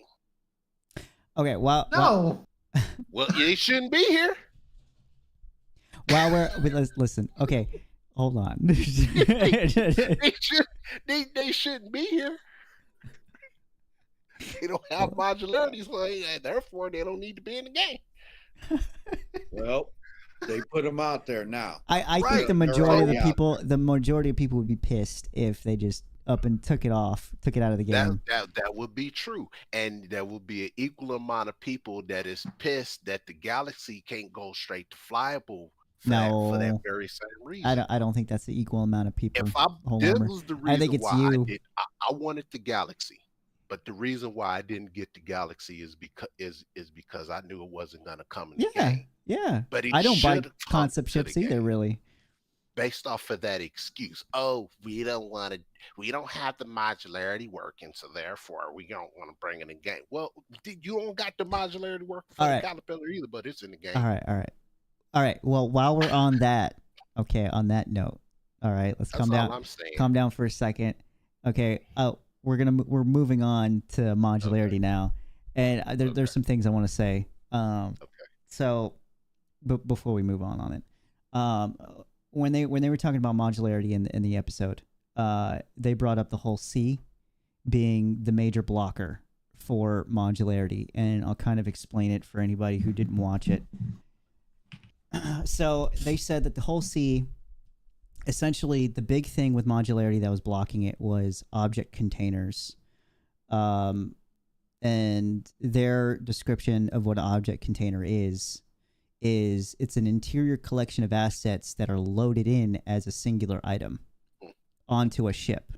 And the thing about the whole C is that it's two parts of a ship that's separate from each other. And in the middle, you have something, a moving spindle, right? That holds all the cargo. And the issue was they couldn't get the object container from one half of the ship to actually talk to the pilot, to actually get any of those the components in that object container of that last half of the ship to actually be functional with the pilot and connect to the front half of the ship. And they just figured it out. Okay. So the blocker's gone, and that means they can now move on to modularity. But in their tone of voice, it did seem like they're not exactly quite moving on to it quite yet. So I guess they're busy for now. But yeah, so that was the issue. And they came up with another example, which is current with the Retaliator, which I thought was interesting. They said that the Retaliator torpedo drop-down arms aren't their own. They're not a part of a object container because they don't talk. It was having that same problem where it doesn't talk to the ship. So the only way they could get it to work was to make it a part of the exterior, which is not supposed to happen. So they made it a part of the exterior of the ship, not the object container. So whenever they go back and do the Retaliator Gold standard, they got to fix that apparently. And then they also said, real quickly about the Retaliator, they got to fix the entire cockpit. They say it's all old stuff. Yeah, it's dated. It's big time. The metrics for MFDs and everything are out of date and stuff like that. So we got a question in the chat. From the Gaming Tribunal.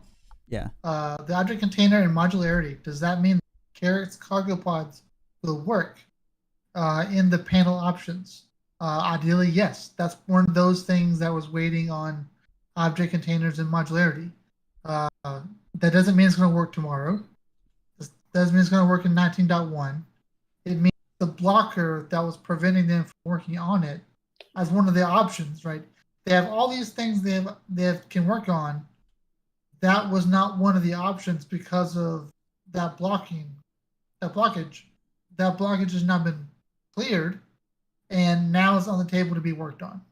We don't know when it's going to be worked on. We don't know, what will trigger it, when they will want to do that. But yes, the Carrot's cargo containers is one of those items that are now potentially up to be worked on. Yeah. Okay. Yeah. Okay. So that was one of the major good news that we got. I think that overshadows any of the other bad news, honestly. So even if they're not quite working on it right now, at least now, and knowing that the Galaxy is on that list of one of the capital ships to be next, that's great. It's after the Perseus. No, they said the Perseus and the Galaxy are after the Polaris. They didn't say which one though would be next. Right. It's just whichever one makes sense, I guess, in the time. We can move on, but I just want to say this. I feel that the Galaxy could have went straight to flyable. I think there's, I've heard a couple people say that. There's enough RSI asset out there that I would have hated that. Together. I don't want to walk into an empty Galaxy and be like, all right, cool. Another thing to dream about. Hey, come on. You live with it with the MSR. I love talking about this stuff, but I want to throw pudding in your face right now. So bad. I wanted to bring up for anybody that also missed the in-production ships and the pre-production ships that they're working on right now. If you guys didn't see it in the chat, they said that they were working on one specific unannounced vehicle, and then a vehicle along with its variants that haven't been announced yet.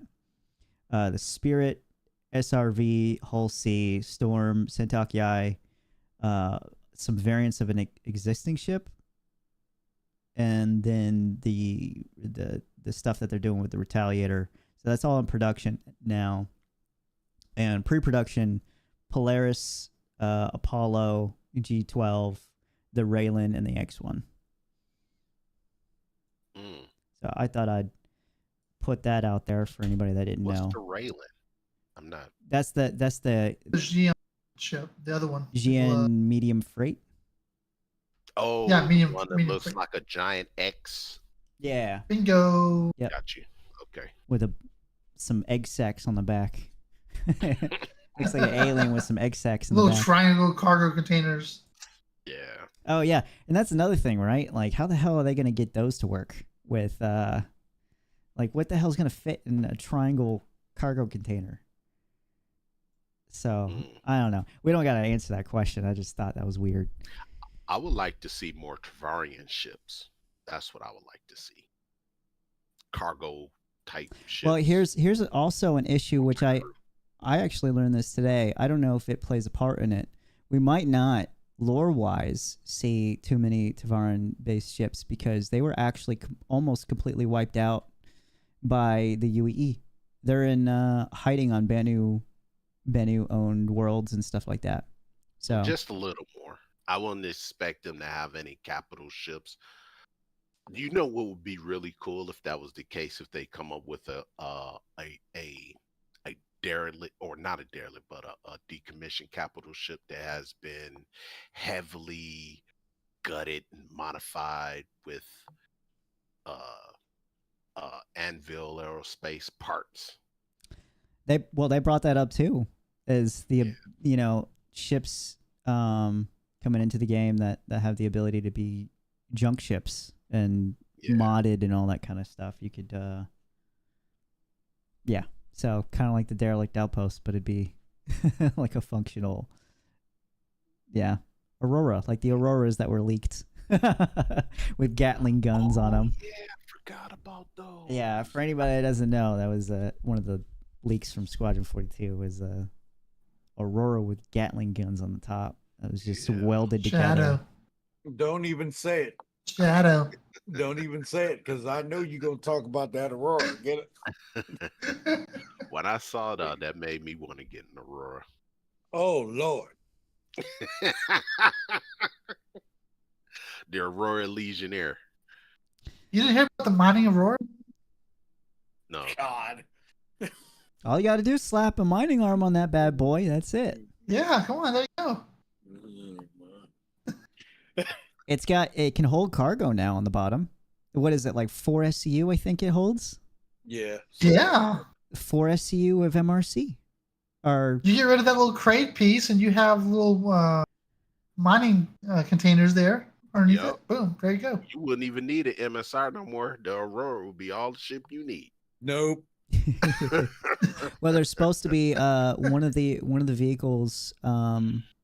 Actually, was it the Argo MPUV? Was that a mining variant or was that a salvage variant?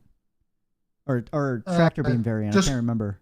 Just with the tractor beam with the cargo. But the idea behind it is you'd have like the base of the cargo would be modular. So the base variant, you could swap out from being a cargo, from being personnel transport, to whatever. Right now we just have cargo and personnel transport, but it could be more. The leaked variant of the Argo had it was like the tractor beam. I think it was on top of the cab or the cockpit. Nice. But it looked pretty cool. Well, go ahead, Joe. No, go ahead. I was gonna move on. Go ahead if you got something else. Because last year we all saw the leak of the Argo toolbox. Yeah, that too. Yeah, it That got I leaked would and then like we to didn't hear anything about it. That's right. I was excited about it. Right? Toolbox. What's that? It was going to be a mobile factory essentially. Argo mobile factory where you could tweak things and fabricate things, I guess.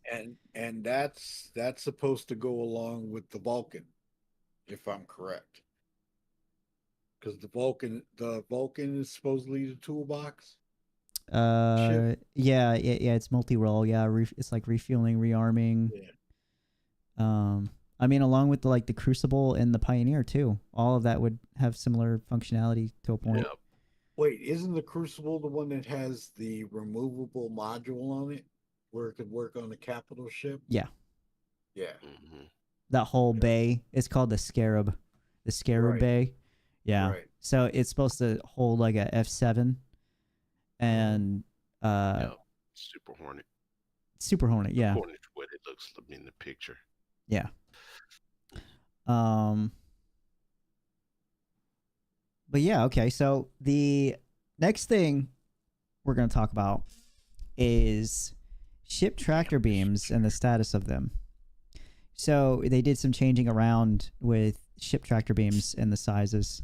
So they moved away from from tractor beam sizes coming from weapon sizes to being component sizes. So now, they pretty much in the past it said the tractor beams were going to go up to size 6 or 7, but now they go up to size 3 or 4. And size 3 was the max, I think, for the SRV. Yes, so SRV is size 3, which can move ships. Size 2, they said the max a size 2 can move is 32 SCU containers. And that's when they started talking about, bringing up, you could fit a PTV in a 32 SCU container. Can you move those? Because technically it's not supposed to be able to move like vehicles and ships and stuff, but it kind of, if they wanted to, but. This is another step too. With those tractor beams being able to move those cargo containers, that is going along with the modularity for the Galaxy. Because the Galaxy cargo area has tractor beams to move those containers. Yeah, well, it's the same with tractor beams on other ships too, because the other supporting ships that have supposedly is going to get tractor beams is the Caterpillar, Nomad, Cutlass, the Raft too. Yeah. Oh, I didn't know that. Well, I mean, to grab the cargo container and put it in its area. Does it really? Oh, I thought it did that without a tractor beam, but I have to look at it. I don't know. To be fair, I kind of thought that it was somebody on the ground with a tractor beam was going to be doing that with a size 2 tractor beam. Let me look. 315P Connie Taurus, and then the Sea-Wind Spirit. They said that the Sea-Wind Spirit, it used to be a size 3 tractor beam, but it's changed to a size 2. But they also stated that it's not changing the functionality of how much it can carry or how much it could tow. It's about the same. It's exactly the same as before. It's just the number is different. To clarify though, like the RAF is has a turret. It's supposed to have a tractor beam slot, like sort of like a crane arm that uses it to bring it up, and once it launches it into place, really? It goes off to pick up the other one. Yeah, it's supposed to pick up those 32 SU containers on the raft. There's supposed to be 3 I of didn't them. know that. Cool. All right. right. And then not just that, like the Cuddy of Black's supposed to have a tractor beam, the 315, the Spirit series is supposed to have one. There's a lot of ships out there that's supposed to have, the Caterpillar is supposed to have a big one. Supposed to have a bunch of different options for a lot of different ships that we just don't even realize yet. And yeah, it's sort of that's a feature that's flying under the radar that we just don't realize the potential for yet. Mm-hmm. Yeah, I agree with that one. Yeah, it's funny how CIG, when going down the list, I forgot about that one. But yeah, so what do you guys think about those changes from weapon sizes to component sizes? Because as long as they work. I guess, yeah, as long as anything works, honestly, at this point. And then, from my point of view, it's long overdue for me, but I like those changes. I like that it adds more functionality to your to your ships. You know, it allows you to get in your ship and work within your ship and feel like you're earning a living. You know, I Yeah. like that. Mhm. Absolutely. I I'm like those right there with changes. you. And I mean, when you said that you think it's long overdue, I think anything they put out now, all of it's long overdue. So Yeah. it's yeah, we were talking right the other day, and I was saying how like every time they release something, I get super hyped and excited for it, but at the same time, I sit down and I'm like, God damn, it's about time. And it's like, I kind of get depressed and I'm just like, why did it take so long? Right. Should have been a Right. thing. Like, I'm happy we got it, but like, the example was the move all button. Like, why the hell could we not get the move all button, years ago? Why did it take so long just to get that? Mhm. So, yeah. But, so yeah, other than that, we'll go ahead and move on from tractor beams on to see, physicalized damage. So this is kind of a big deal because we kind of have that now, but right now what we have is we have 3 or 4 different systems kind of coexisting Yeah. with each other, and they kind of don't work very well. It's kind of it's not very realistic looking.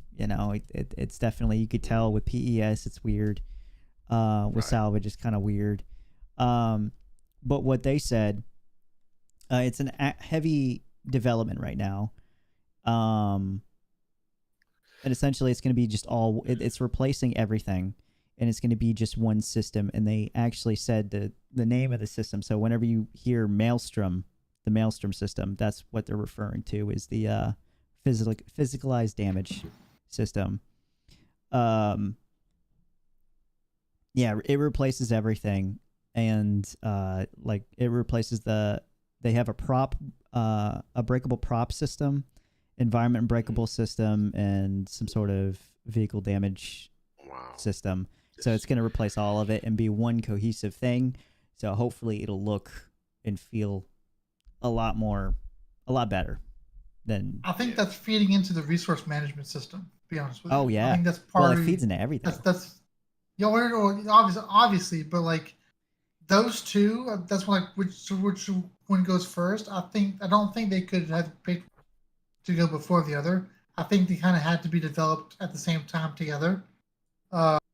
And I think that's what we're seeing. I think we're seeing the resource management and the armor and the physical damage piece. So that's also one step away from armor as well. Yep.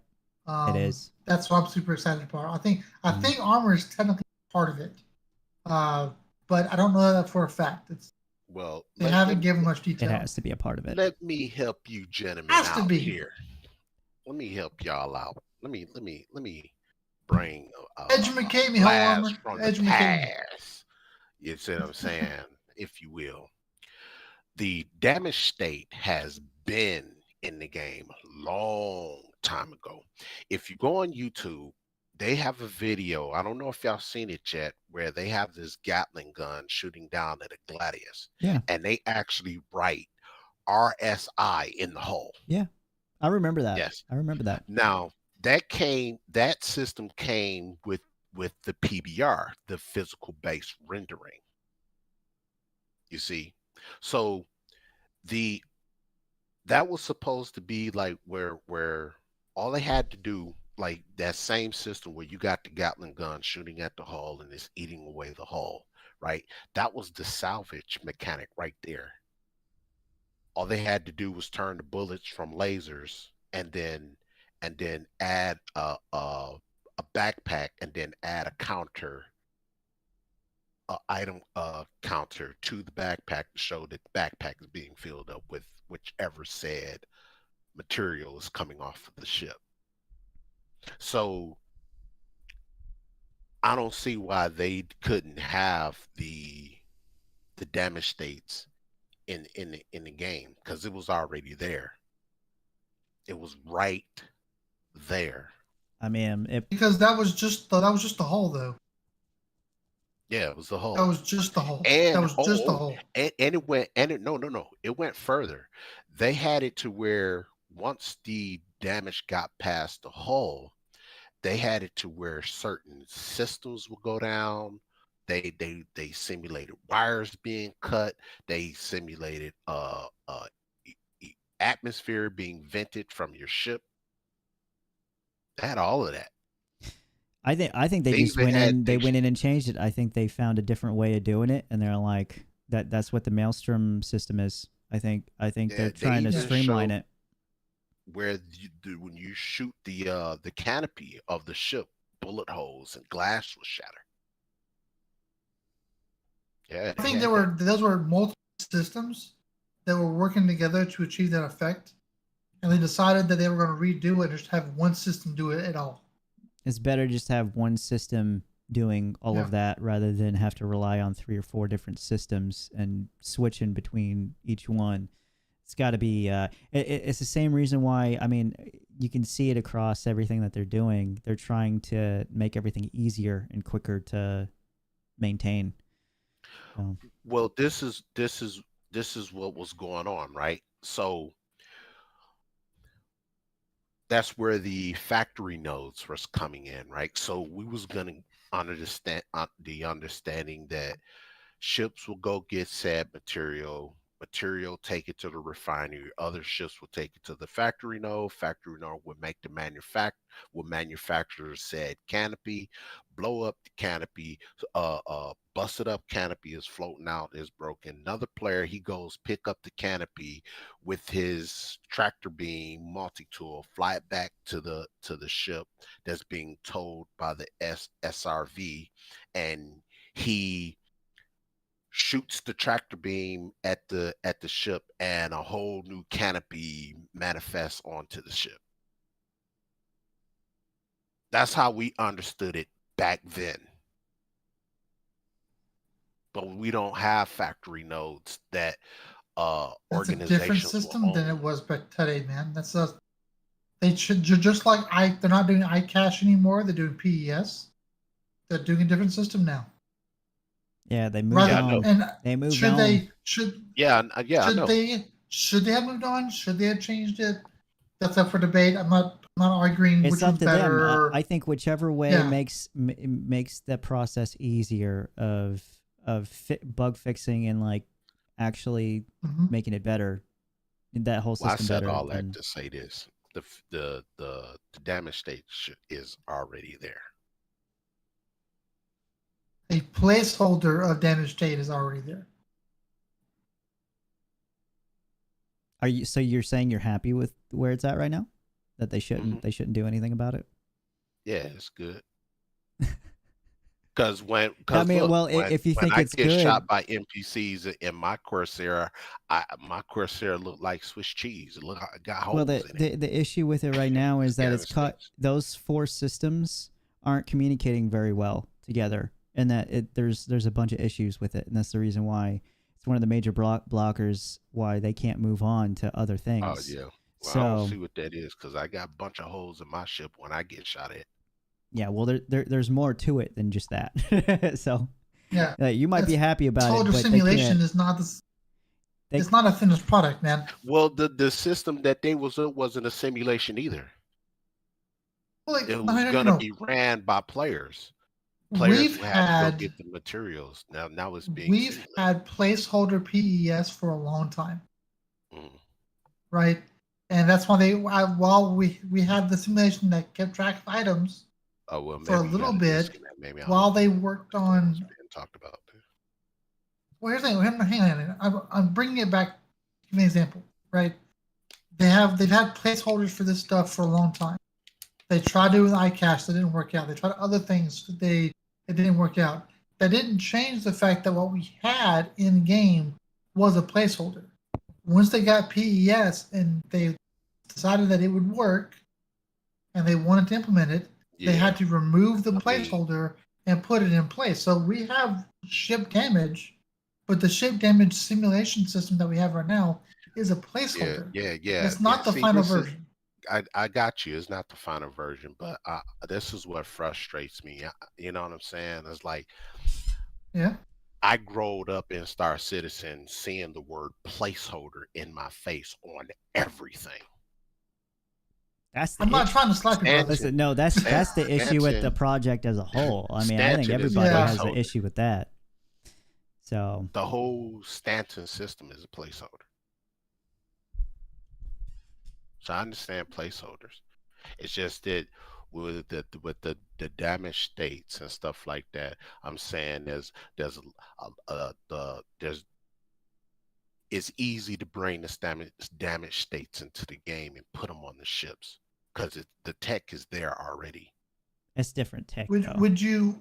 would you prefer them to stop developing the damaged state and the damaged tech and just The leave damaged state's been done. armor? Well, Or the no, issue no. the issue No. is if they stop, then they can't move on. They can't bring in a lot of other things that they're trying to work on. Yeah, online. for that's why I mentioned But y'all armor making earlier. it sound like they're actively working on it. No, they're not actively working on it. That's been done. That's been done. That they've been. No, they No, are. they're So no, they're They had that years developing. ago. They're heavy development of the Maelstrom system. so Oh, okay. let me give yeah. you an example. Let me give you an example. So right now the hammerhead has a massive health pool. That health pool is meant to simulate heavy armor of the ship itself, right? In the future, with the Maelstrom system that they're wanting to do, there really won't be a pop and the ship is dead or soft death mode. It'll be this section or this area is just messed up or damaged beyond repair without going back to a certain facility to repair it. Right. Yeah. Right. But to do that, they have to move away from simulated surface damage and health points for a ship, and they have to make every part of that Right. ship some level of physicalized.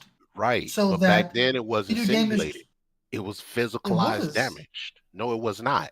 It was No, it was not. They showed it to where when you shoot the hull of a ship, they had bullet holes going in it.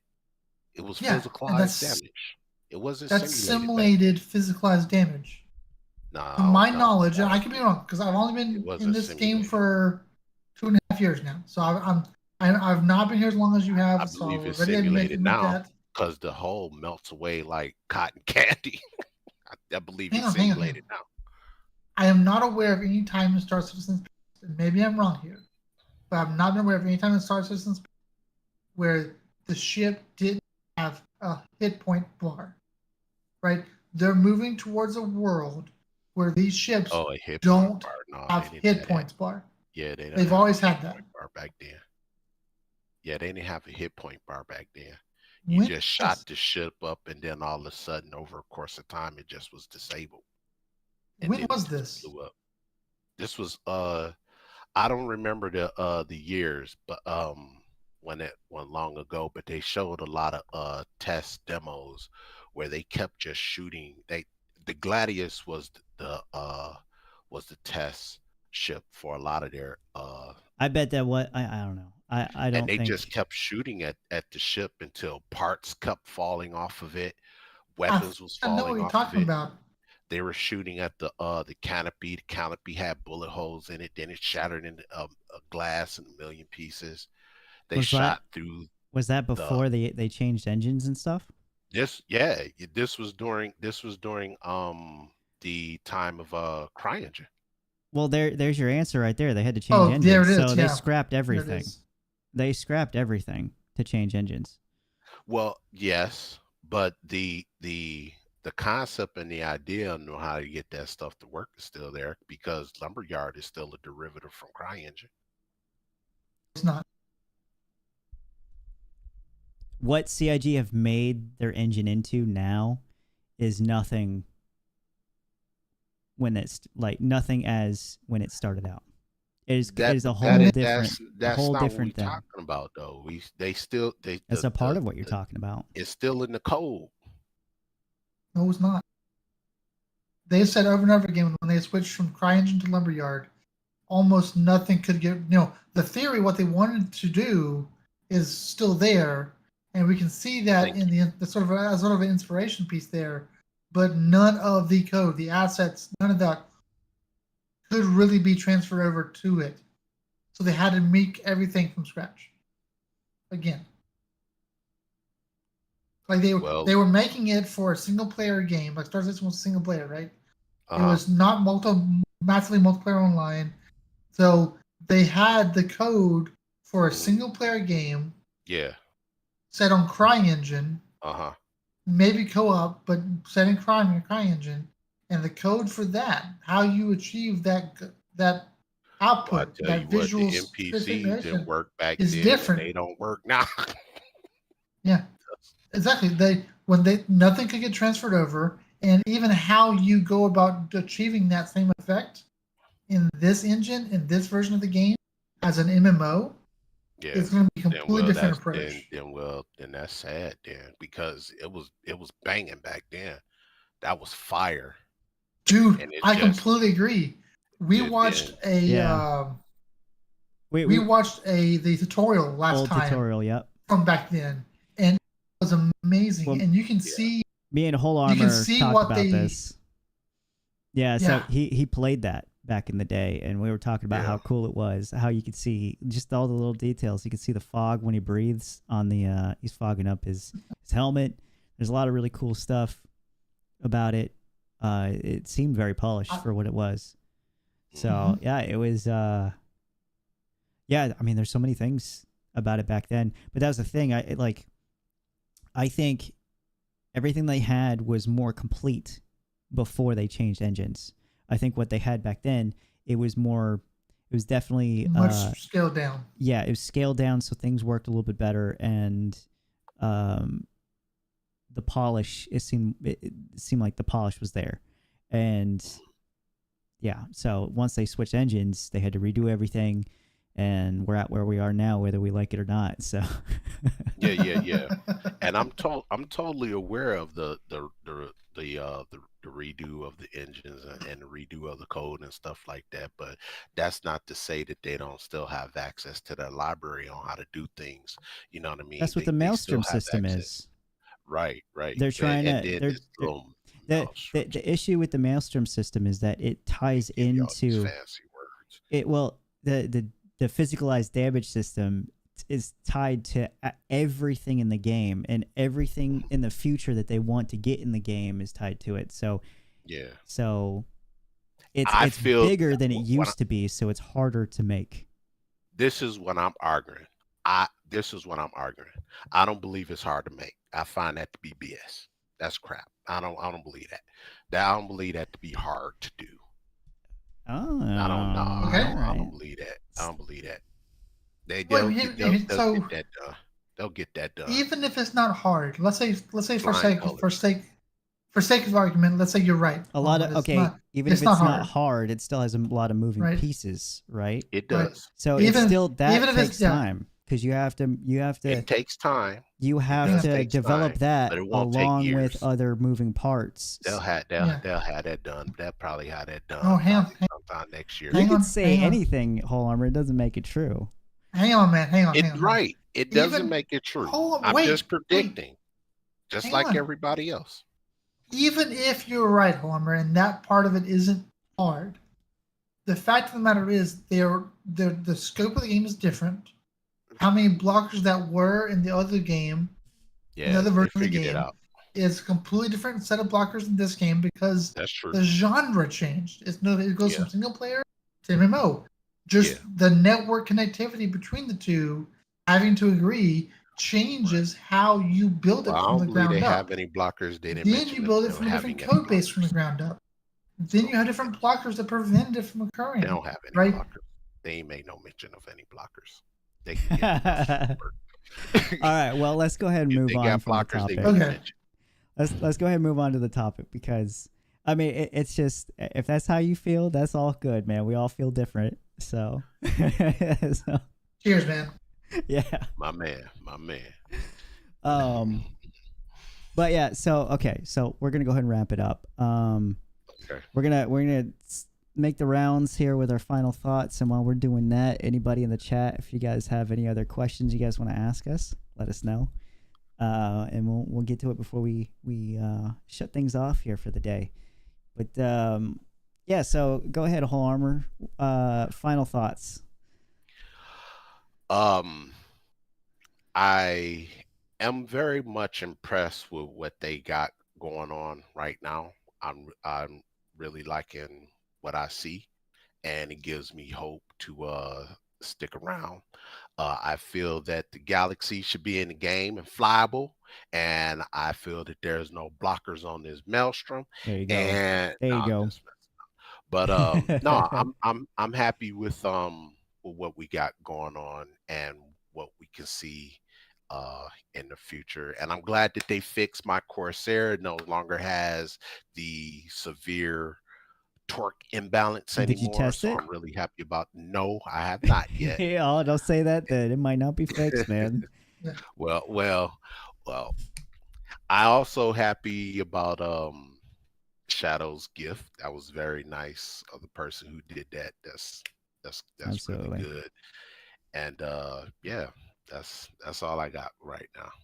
All right, Shadow. I'm just still at this point in time, everybody keep their expectations at a minimum. Don't let yourself get too hyped too quickly because it could go south. It's something that we just have to deal with each and every day. Right now, servers are still a little bit janky until they get the new patch out. So be careful out there and enjoy it. That's all I got. All right. What about you, Zook? I'm very excited, and I'm enjoying my copium, whatever you want to call it. I'm high as shit right now. Exactly right. About the fact that just so many things that we're seeing from CIG, from the roadmap, what their statements are, from just the actions they're taking, right? It lines up really well with three main things that I like that really encourage me. One, they're not really putting things on the release view until they're starting to feel confident that it's going to make it. So like where it used to be, we're going to try to shoot for this next year at this patch, right? Now we're 80% confident that it's going to make it before we even put it on the roadmap, right? Then on top of that, they're doing really good about let's focus on getting the builders together. Let's build them in a logical way. Let's don't put the ships out until the features are ready, which makes perfect sense, right? Which makes the game feel more natural and not just a larger Gladius, like as it used to do. And then three, as we said before, the snowballing effect is starting to very, very much be apparent. You're seeing that in outposts, we're seeing that in rivers, we're seeing that in stations. Now we're starting to see that in ships, and we're starting to see that in ship features like Maelstrom, Quanta, Maelstrom, Quanta. What was the other piece? Master modes, right? We're starting to see these things come together along with resource management, right? You're starting to see these start to pop up around the same time. Systems that are supposed to play together that have blockers from each other, right? And we're starting to see that snowballing effect. And I refuse to believe that's a coincidence. We can't say assumption. Yeah, it doesn't. Yeah, exactly. Assumptions as well. And it doesn't mean Star Citizen is going to come out next year or the next 2 years or the next 3 years, right? But it does make me feel like Squadron 42 is very close. And it does tell me that once that is done, that their intention is to focus on Star Citizen. So we're going to, with that, we're going to start seeing, in my opinion, we're going to start seeing content start coming out a lot quicker, especially into next year. But I think Whole Armor is right. I think this year is very, very key. Mm-hmm. Right? Oh, yeah. We have to see something from Squadron 42. We have to see this content. We have to get this PES workable and getting under control. We have to get server meshing out there and it be stable, right? If we can hit these targets this year, right? Mhm. The sky is the limit. Maybe not server and I think meshing, things will but start. yeah. Server meshing is still possible for this year. It's not probably not likely, but it's Maybe still a possible. little bit, little tiny bit. Maybe first quarter of next year, right? But within the next year, right? Kind of thing. And I'll real quick, I also want to add that I have said that before 3 times in a row that the next following year is going to be Star Citizen's year. Back then. I did that. I did that I believe it. immediately when I started backing. It seemed like every year was getting better, so I was like, oh, why not? You know, something good could happen this year. So hopefully Squadron 42, and then it's the same every year's. But I mean, yeah, the pressure's on. So again, 2 years ago when we first said 2 years ago when we first said these things, Joe, like they hadn't moved over a lot of teams from PU to Squadron. There's been a lot of indicators. That's why it's exciting. Yeah.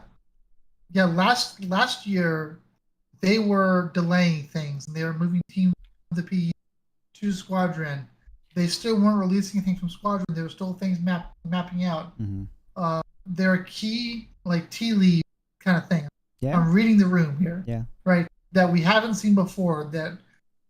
That really are telling, and when combined together, kind of make it feel like that's probably more plausible than not. It doesn't. So, it just, with everything that we see, it doesn't make sense to get at the end of the year and have nothing. And you're like it. We would definitely be pretty dumbfounded, I think, by January of next year, and we don't have anything. Like, we don't have pyro, we don't have server meshing, we don't have all this stuff, right? Not even one. Like, we would be like, well, what the hell? What's all this progress then? What happened with all the progress? Everybody, and let them know that CIG they got a history known to do stuff like this. Yeah. Well, the thing is, that is true. Back then, that history, there wasn't hardly any. There wasn't as many indicators as there is now that it's going in a positive direction. In the past, we were taking their word for it. We weren't seeing the signs. Yeah, we weren't seeing any signs. It was like Chris coming out and being like this, and that, So like you were saying, Whole Armor off the podcast a couple days ago, you were like you're glad that Chris sat the fuck down and stopped talking. Well, that's a part of it. So the fact that he sit down, he's not talking, and we're getting all of our indicators from progress and things that we read about on monthly reports and everything else. Yeah, it's we used to get our ideas for the future, the roadmap and the progress reports from like a year out, 2 years out, and the patch release view. And from what Chris was saying, what CIG was saying, we're not doing that anymore. We're looking at what are they actively working on? What are they stopping work on? Why do they stop work on Squadron 42? Yeah. Right. What are they integrating now? We're seeing that the content that's coming out that they've had for the last year are clearly becoming a lot quicker and a lot easier to be made. We're seeing stuff that are coming to the PU that they literally said, we didn't know we could make this. It just, all this stuff happened to be done for it, so we're releasing it. Right? When have we ever seen that before? Never. That was the first time we've ever seen, so it's the telltale signs that I'm looking at, the tea leaves that I'm reading, if you will. The breakthroughs are definitely there. There. And it's not coming from, the things I named, none of it came from Chris. Yeah, no, none of it. None of it came from... That's the major difference. That's a fact. That's none of it came from Chris. Fact. And that's where none of it came from SEL. None of that came... sat down. Yeah. Because he was vetoing everything back then. And ever since, he's no longer in the forefront, and he allowed the developers to do what they're supposed to do. They got a lot of things done. Also, I'm glad about that. I don't think he can just sit there and start. I don't think they're in that position anymore where they can just start throwing things out. I think Chris knows that you can't just go up to the Maelstrom system and be like, I don't want that. I want something else. You know, it's not working for me. You can't do that. We're at that point with no return. You got to move forward with what they've come out with or what they've said. Or swap engines. So, yeah, or that. Unreal Engine 5? Anybody want Unreal Engine 5? God, no. All right, well, No. with all of that out of the way, that's going to be the end of the podcast, everybody. Thank you for coming in to the Snowbirds meeting room and chatting with us and hanging out. We'll see you guys next Monday. Next ISC is about Arena Commander updates coming to 320. So, oh boy, exciting. Great. And then the Star Citizen Live, there's no topic yet, so we'll see what that is. So, Okay. other than that, yeah, thanks again, everybody. And we'll see you next time. Have a good one. Flat safe. Ciao.